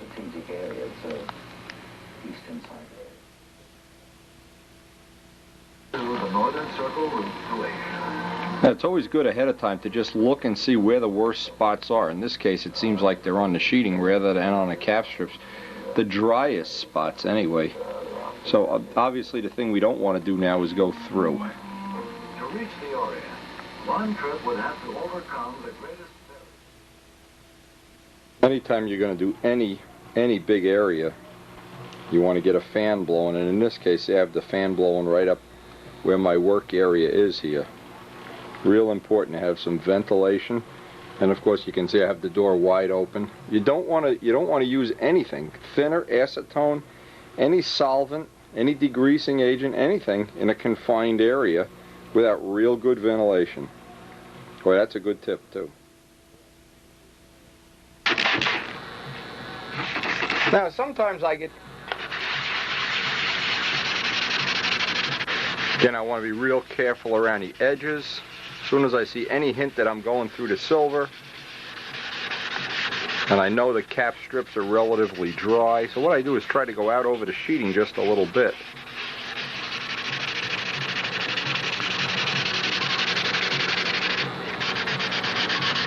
Again, it may be overkill sanding the silver off this many times, but when you want the lightweight and the finish, see, if you just want the finish, it's not a problem. Decoupage the plane. Put on a gallon of clear over anything, over raw wood, and you have that. But when you want a 7 or an 8 ounce toll finish, and it looks like it's got a gallon of clear on it, well, this is the only way I know to do it. In fact, if there is another way, everybody's been real good. The other people that are doing it have been real good about keeping it a secret.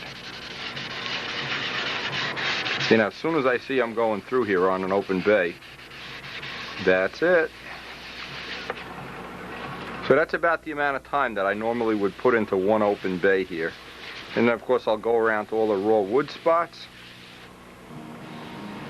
But it feels so nice with 1200. It really feels nice.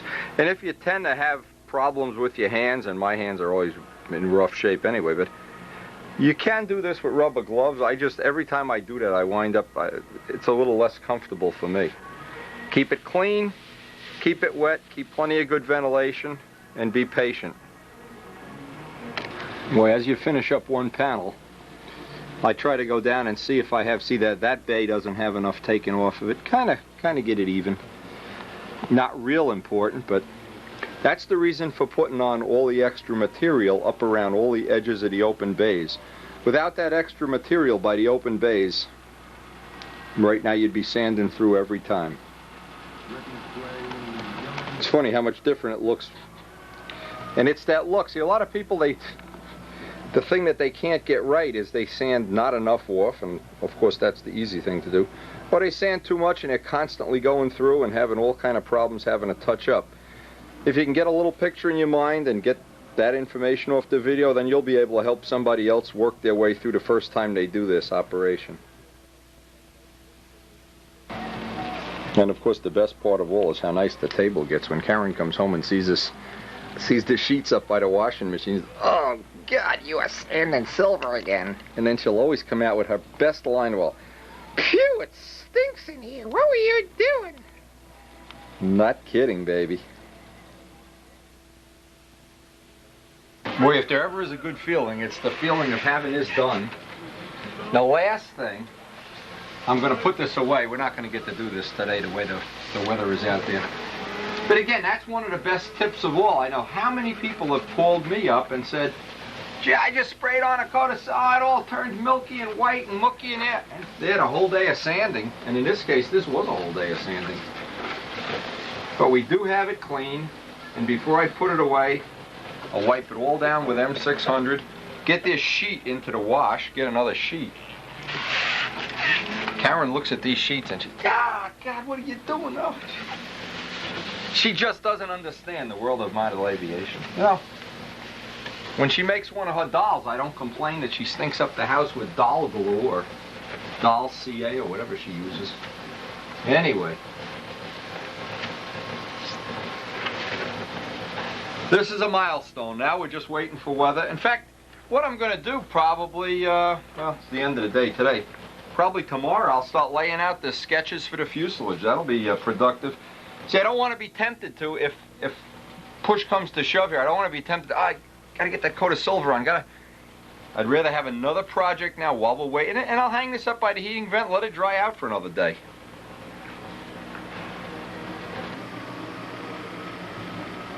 Now I'll sleep well tonight knowing that's all sanded out.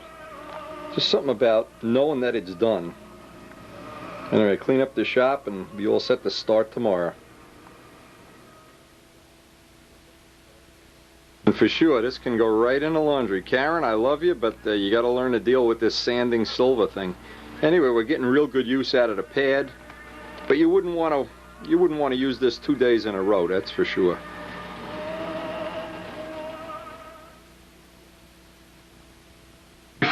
Before I get ready to lay out a set of these drawings, I always use the glass top of the table.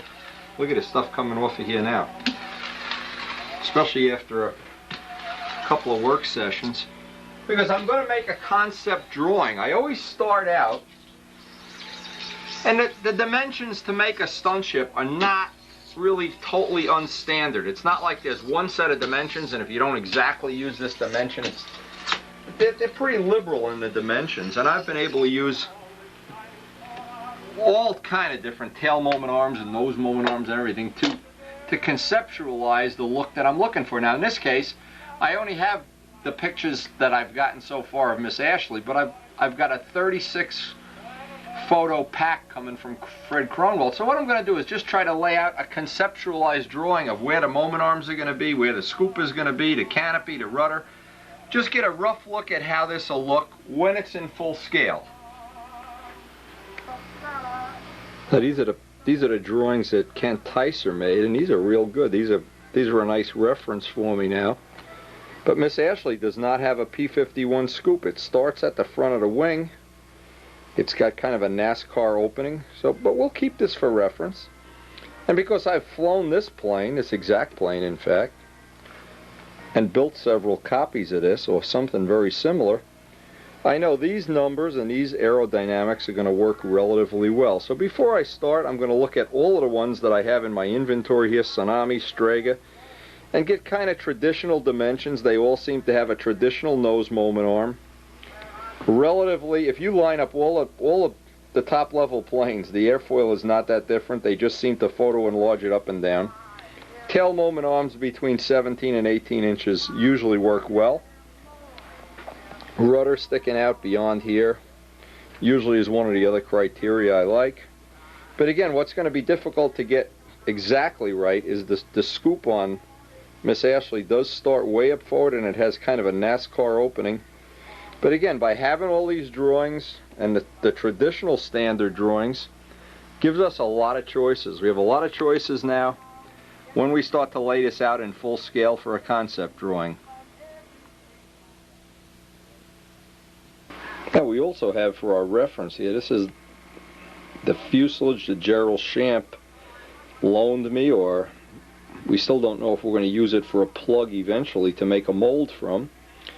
But what it is, this fuselage has the wing mounted lower than we're going to be mounting because we don't have a dihedral. If you had an inch of dihedral, you could mount the wing that low. Again though, this is a real asset to have because I can use this for proportion. For instance, when laying out the rudder, things like that, I can lay the drawing up against the plug and I can see, oh yeah, a little too big, a little too small. Always a big help having this.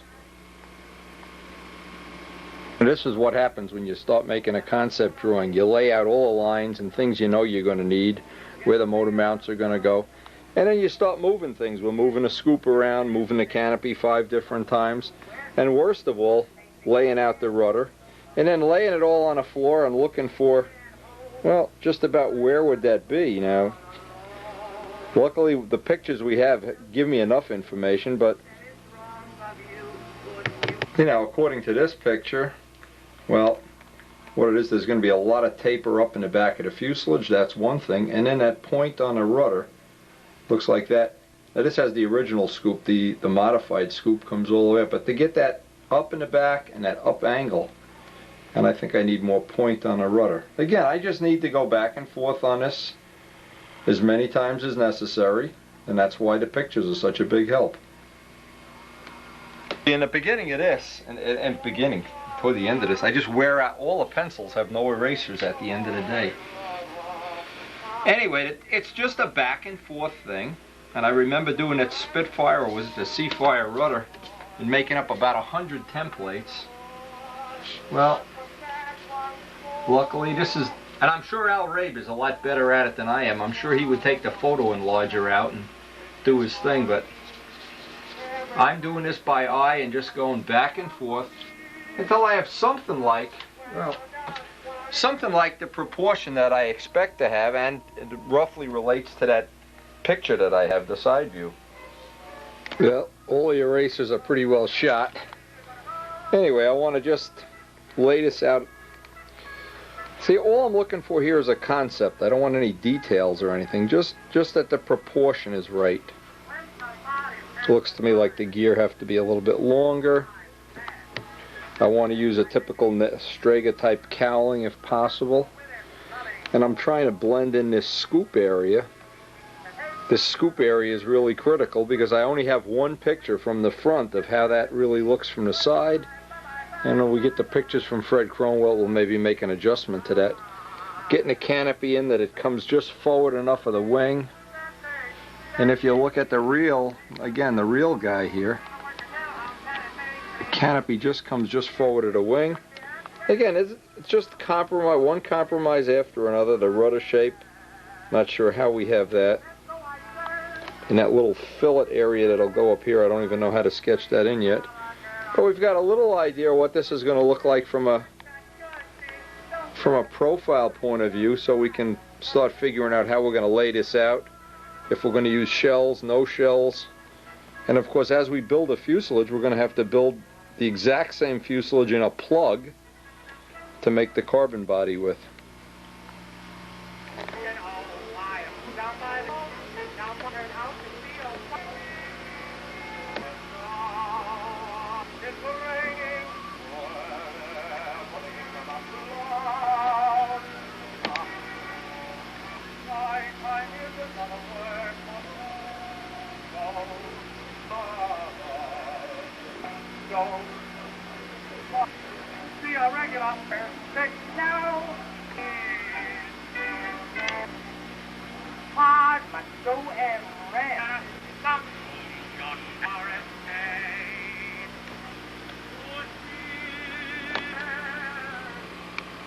No, just as a concept drawing, looks like the gear have to be longer.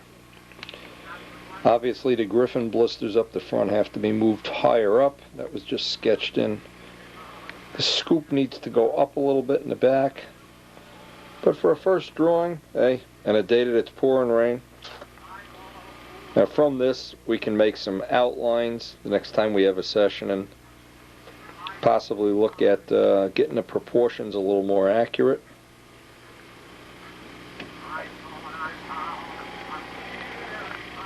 Just looking at this, it looks like the rudder needs to be longer. The lettering further down on the rudder. More of a cutout in the back. And definitely a whole redo of those Griffin blisters. Now we'll look at this tomorrow. Now this is exactly how all the things, even the lettering, evolved on some of these other Reno racers. Just from concept drawing to just back and forth, make this bigger, make that smaller. This is why I wish we had Al Rabe living next door. I'd tie him up down here until he got this right.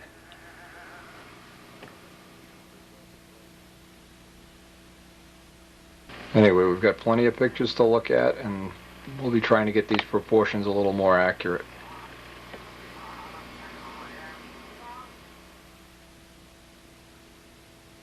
We were doing all that fooling around, hey, it's still raining and the silver is still drying up. I guess we just can't win today.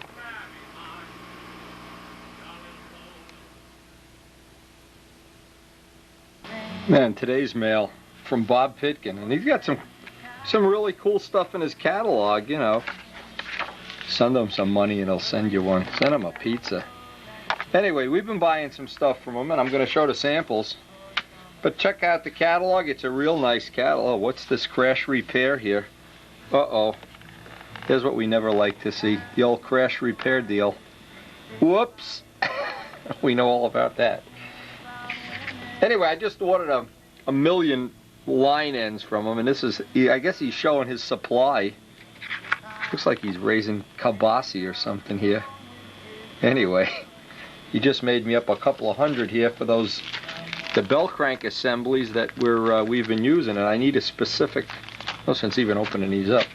But anyway, he sent me some samples, and I would suggest anybody that's not interested in wrapping their own lines, or some, even though we sell cable for handles, we'll give his a plug. His is good stuff. We tried it. He sent me some samples of the crimps. He's also got a couple other little items here. I'm going to look over the catalog later. Gonna try to do some barter trading here. Now I sent him some of our offset pads. These are phenolic. And the only problem is there's no offset in them. Obviously these are made for another application, but anyway, Bob Pitkin and his lovely wife. He has the Giorgino handles. All kinds of cool stuff. Check out his catalog. I think he's going to have a website real soon too. We'll try to get that on here if we can.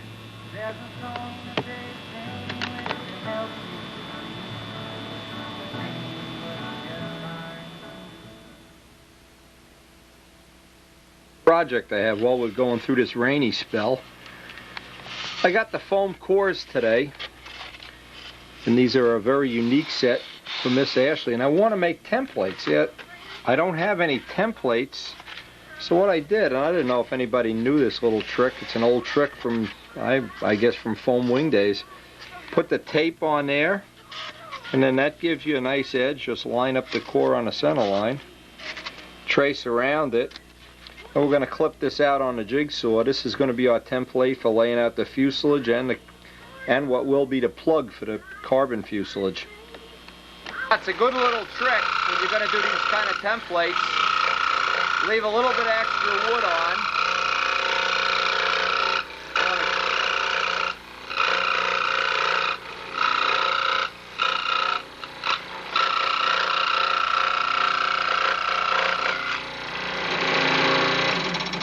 What I wanted to show is when you make a template, I want to wind up with the line still on there. So what I can do now is go over to the belt sander and just take the last little bit off with the belt sander, or if you didn't have a belt sander, a nail file. But you want to keep the whole line on. And these are going to be real handy now as I'm getting ready to start the fuselage.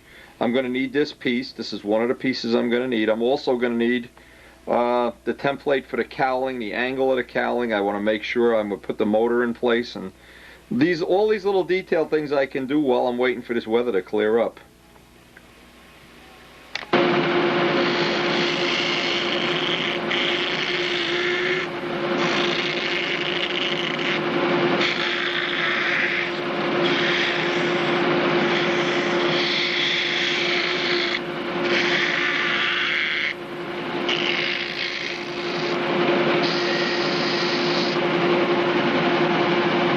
These nice nail files with the Bud McKnight sanding sticks, whatever you want to call them, address the edges off.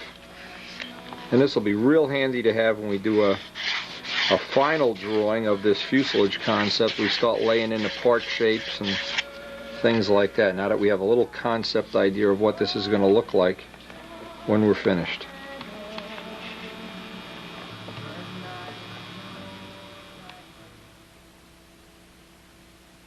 Well, the weatherman really wasn't kidding again. Another super wet, soggy day. I guess we'll work on some more drawings.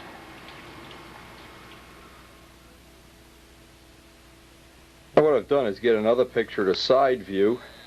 I have the original picture that I made yesterday with, let's see if I can show this up, with like what I'll call a layover, what it'll allow me to do. See, I have the original drawing under there, and it's tracing right on top. And now what it's allowing me to do, for instance, after looking at the picture of the NASCAR type of scoop, I've moved the scoop, moved the gear down and back, enlarged the rudder, changed the shape a little bit, and I can look at, definitely going to change that nose section, but by doing a little bit of this playing around, each time I make a drawing, and I may make 2 or 3 of these today, obviously I'll do it off camera, but I want to get, you know, unless you have a photo enlarger, and unless there's some way you can do this, and obviously what you'd need is an accurate side view, but what I do is I do it from the mind's eye. I just keep sketching and changing. You can see I moved the gear back a little, I moved that scoop. I'm going to change the canopy, change the height of the canopy. And I don't care, actually with this thing, I don't care if it takes all day, and I have to work on this tomorrow. Before I can start the fuselage, I need a set of accurate drawings. Sure looks like this wing is never going to get painted at the rate we're going, but anyway, we're going to forge forward with some drawings today. Maybe finalize the drawing and then start on the mechanical part of it, laying in the formers and things like that. Amazing is when you start sketching in how very little it takes, and I'm looking at the drawing here, it doesn't take much. For instance, just moving the canopy up, even a small amount, even an inch or so, changes the whole look of the plane. So I like to sketch with pencils and erasers as much as possible. There's certain things that can't change. The wing location, the location of the motor, the location of the tail. Those are things I want to leave as is. But the rest of this, what I call the cosmetic stuff, just by moving the canopy forward and adding some taper, little things like that, moving the gear back, moving the scoop, you can change the whole look of the plane. And what I do is just compare by eye. Now, the thing I'm trying to work in is this little tail fillet. I don't know how we're going to, or even if we're going to be able to portray this, but this should get sketched in there, just to get an idea where this would wind up. See, because you're not making a scale. The problem with all of this is you're not making a scale model. It'd be easy if you were making a scale model. You just photo enlarge everything. But it's that called interpolation, where you have to kind of fake it. It's got to look longer than it is, look shorter. And that piece around the tail, that might be a difficult thing to model. I don't know. We're certainly going to find out. Each time we upgrade the drawing or change it, then we work off drawing 2.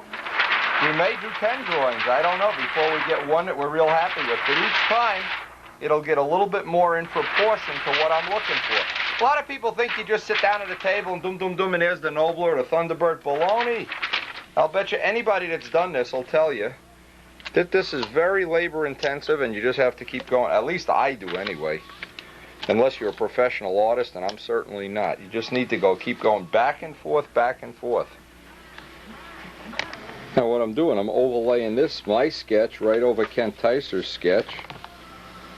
And Kent, of course, has worked up a really nice side view here. Let's get him even. Let's see what it looks like when we line it up. Well, Kent's plane is a little bit longer, and that's because he has a little bit longer tail moment arm. His scoop is a little bit bigger, and I thought when I flew the plane I'd like to make that scoop a little smaller, but you can see how close we got this. And I told him, hey, I didn't like the canopy being so big, and look, now without ever doing this, in the rudder shape, we're almost at exactly the same height. His rudder is wider. And I may make mine a little wider yet. I'm not sure. That rudder is going to... If anybody's ever watched the Seafire drawing when I was making the rudder template, and a shorter nose moment arm here. So we just have a little bit shorter, a little bit smaller plane. And because we're using the smaller of the 2 airfoils, you can see how close they are. They're not a whole lot different when you compare them. In fact, they're almost identical. Wheels almost are in exactly the same position. So this is how, by doing interpolation, you can lay this now, if you wanted to, you could lay this on top of any plane, just to compare where it was and what you were looking at, and you can see how long they are, how short they are. A layover is a nice way, if you're going to design your own plane, you say, well, here's what I like, and here's what I did. Oh, whoops. Let me make my plane a little longer. Let me make it a little shorter. Interpolation is a nice thing. It's a nice option. I'm always amazed at how similar all these wing ribs are. Now, even this one has that ray-bized airfoil. It's not a whole lot different. You can see the big one inside the little one. Anyway, always good to double check. I can do my layover right over, and this is really a good trick. Since I love the nose section on the Seafire, I can lay this nose section over, and I know I have the mold for this part. Well, pretty easy here. I can trace that in right now. And I can live with that. Now what I'm going to do is I'm going to start getting some colored paper and making up some different rudders. Now see, I've got the proportion. Well, I could go a little bigger. The proportion is almost right, but I'm really not totally crazy about the rudder yet. So I'm going to make up some paper doll rudders, and that's a very easy way to do it. By the way, anytime you do this, just line up the wing. If you want to compare a Nobler to a T-Bird or any combination. Once you have that comparison, you can see how similar the gear locations are. Again, and if you like a certain side view, this, by doing a layover, It allows you to do a lot of stuff with a very little bit of work.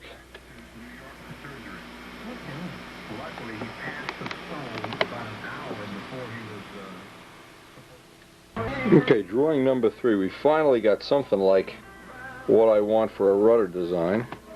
I finally have the proportion to this that I'm happy with, and a canopy and scoop proportion. The only thing left is I'm not real happy with the way this part worked out. But I'm going to sketch this out, and that's going to be the end of this today, is I'm going to finally, hopefully, wind up with a number 3 concept sketch. And from that, I'm going to be able to draw in all the formers. In other words, I'll leave this way, and take the final one, trace that out, which will be number 4, and then mark where the fuselage side goes, and where the tune pipe goes, and where the header goes, and we'll lay all that separately. That'll be a job for another day.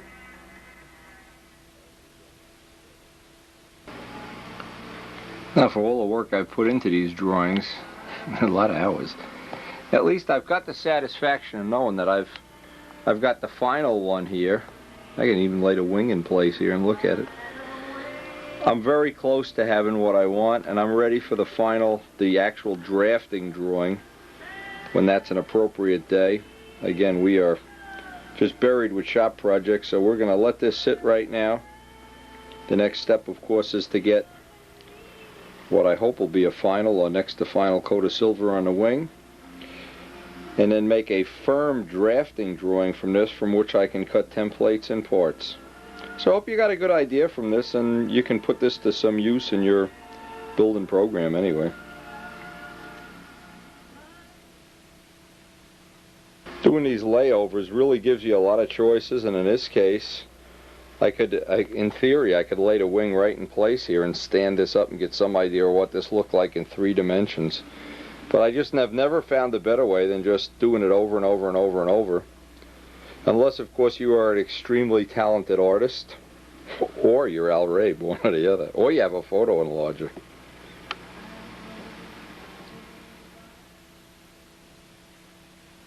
At the end of the tape, and I just wanted to hope everybody's going to pick up some information from this. We're in the middle of making up a whole bunch more molded parts. Now with a dedicated part of the shop, able to make tune pipes relatively easily.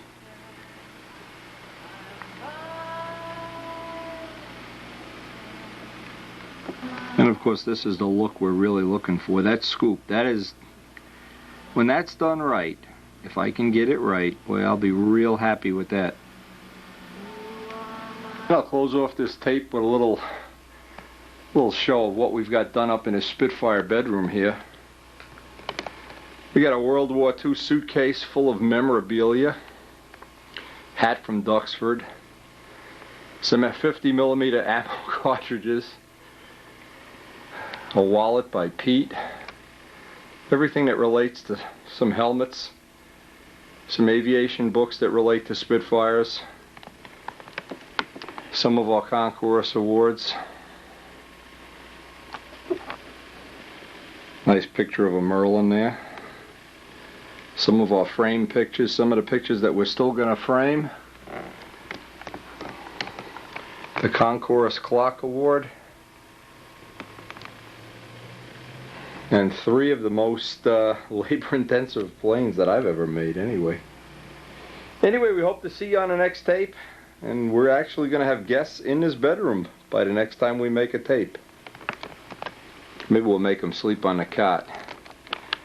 And we're going to write a little blurb for Stunt News about our, what now is, I hope, a very unique thing, the Spitfire bedroom.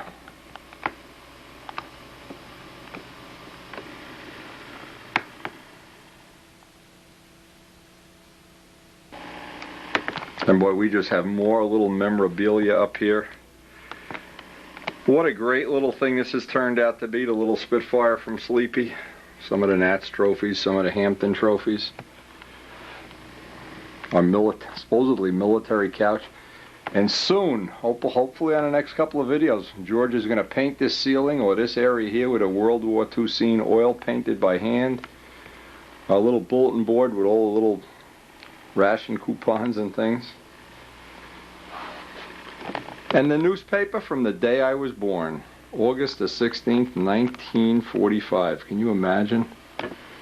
and some of our other great little memorabilia that people have sent us over the years.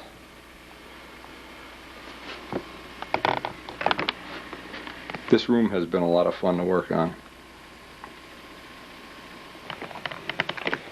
I just don't know how much more fun you ever could have, no matter what you did with your life, if you were the king of Egypt or something. I don't know, but I've certainly had fun. Certainly had a great time building these planes. Now that they're on permanent display, whoever sleeps in this room will get to hug and kiss them at night. Or whatever. A great chapter in my modeling career anyway, my modeling life. Let's hope the house doesn't burn down. See you on the next tape.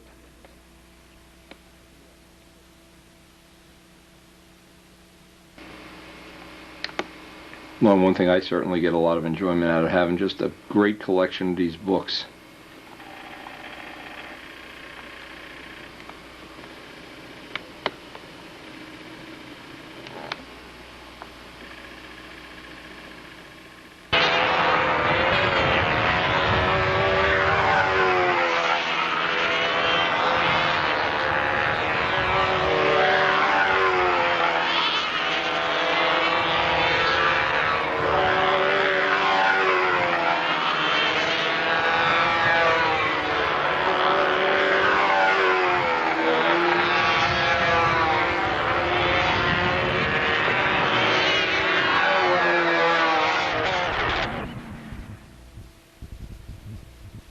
Get ready, here it comes!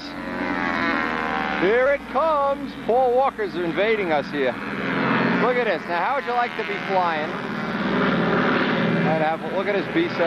Check this out. Yeah, as Mike flies by. He flew over the field while I was flying before.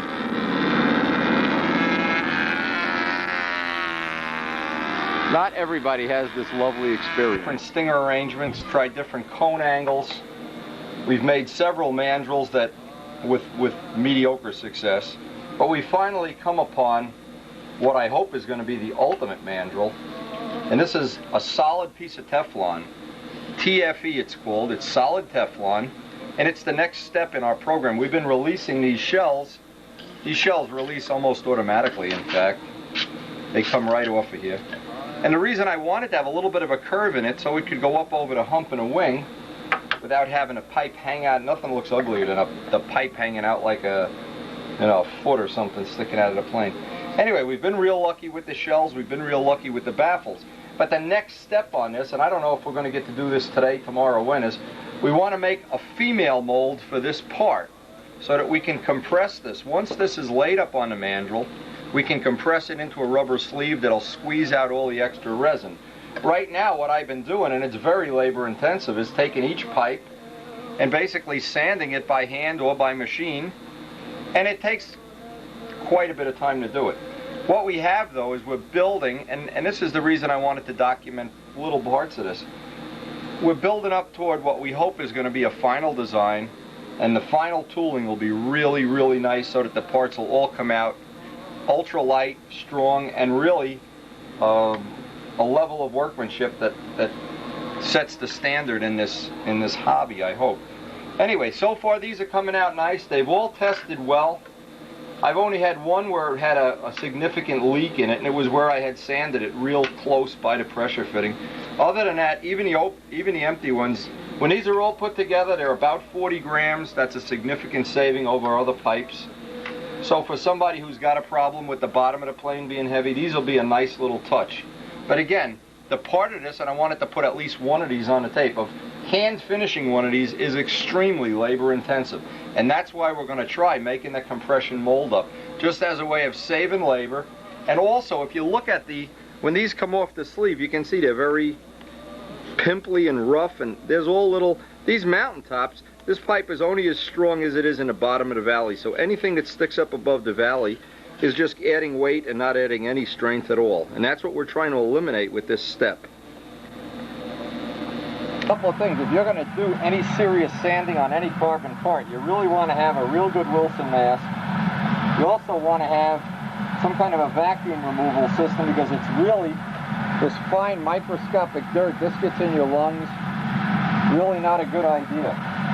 Anyway, I start with the extra coat of resin that's on there, and this is just the reason we want to have that compressing mold.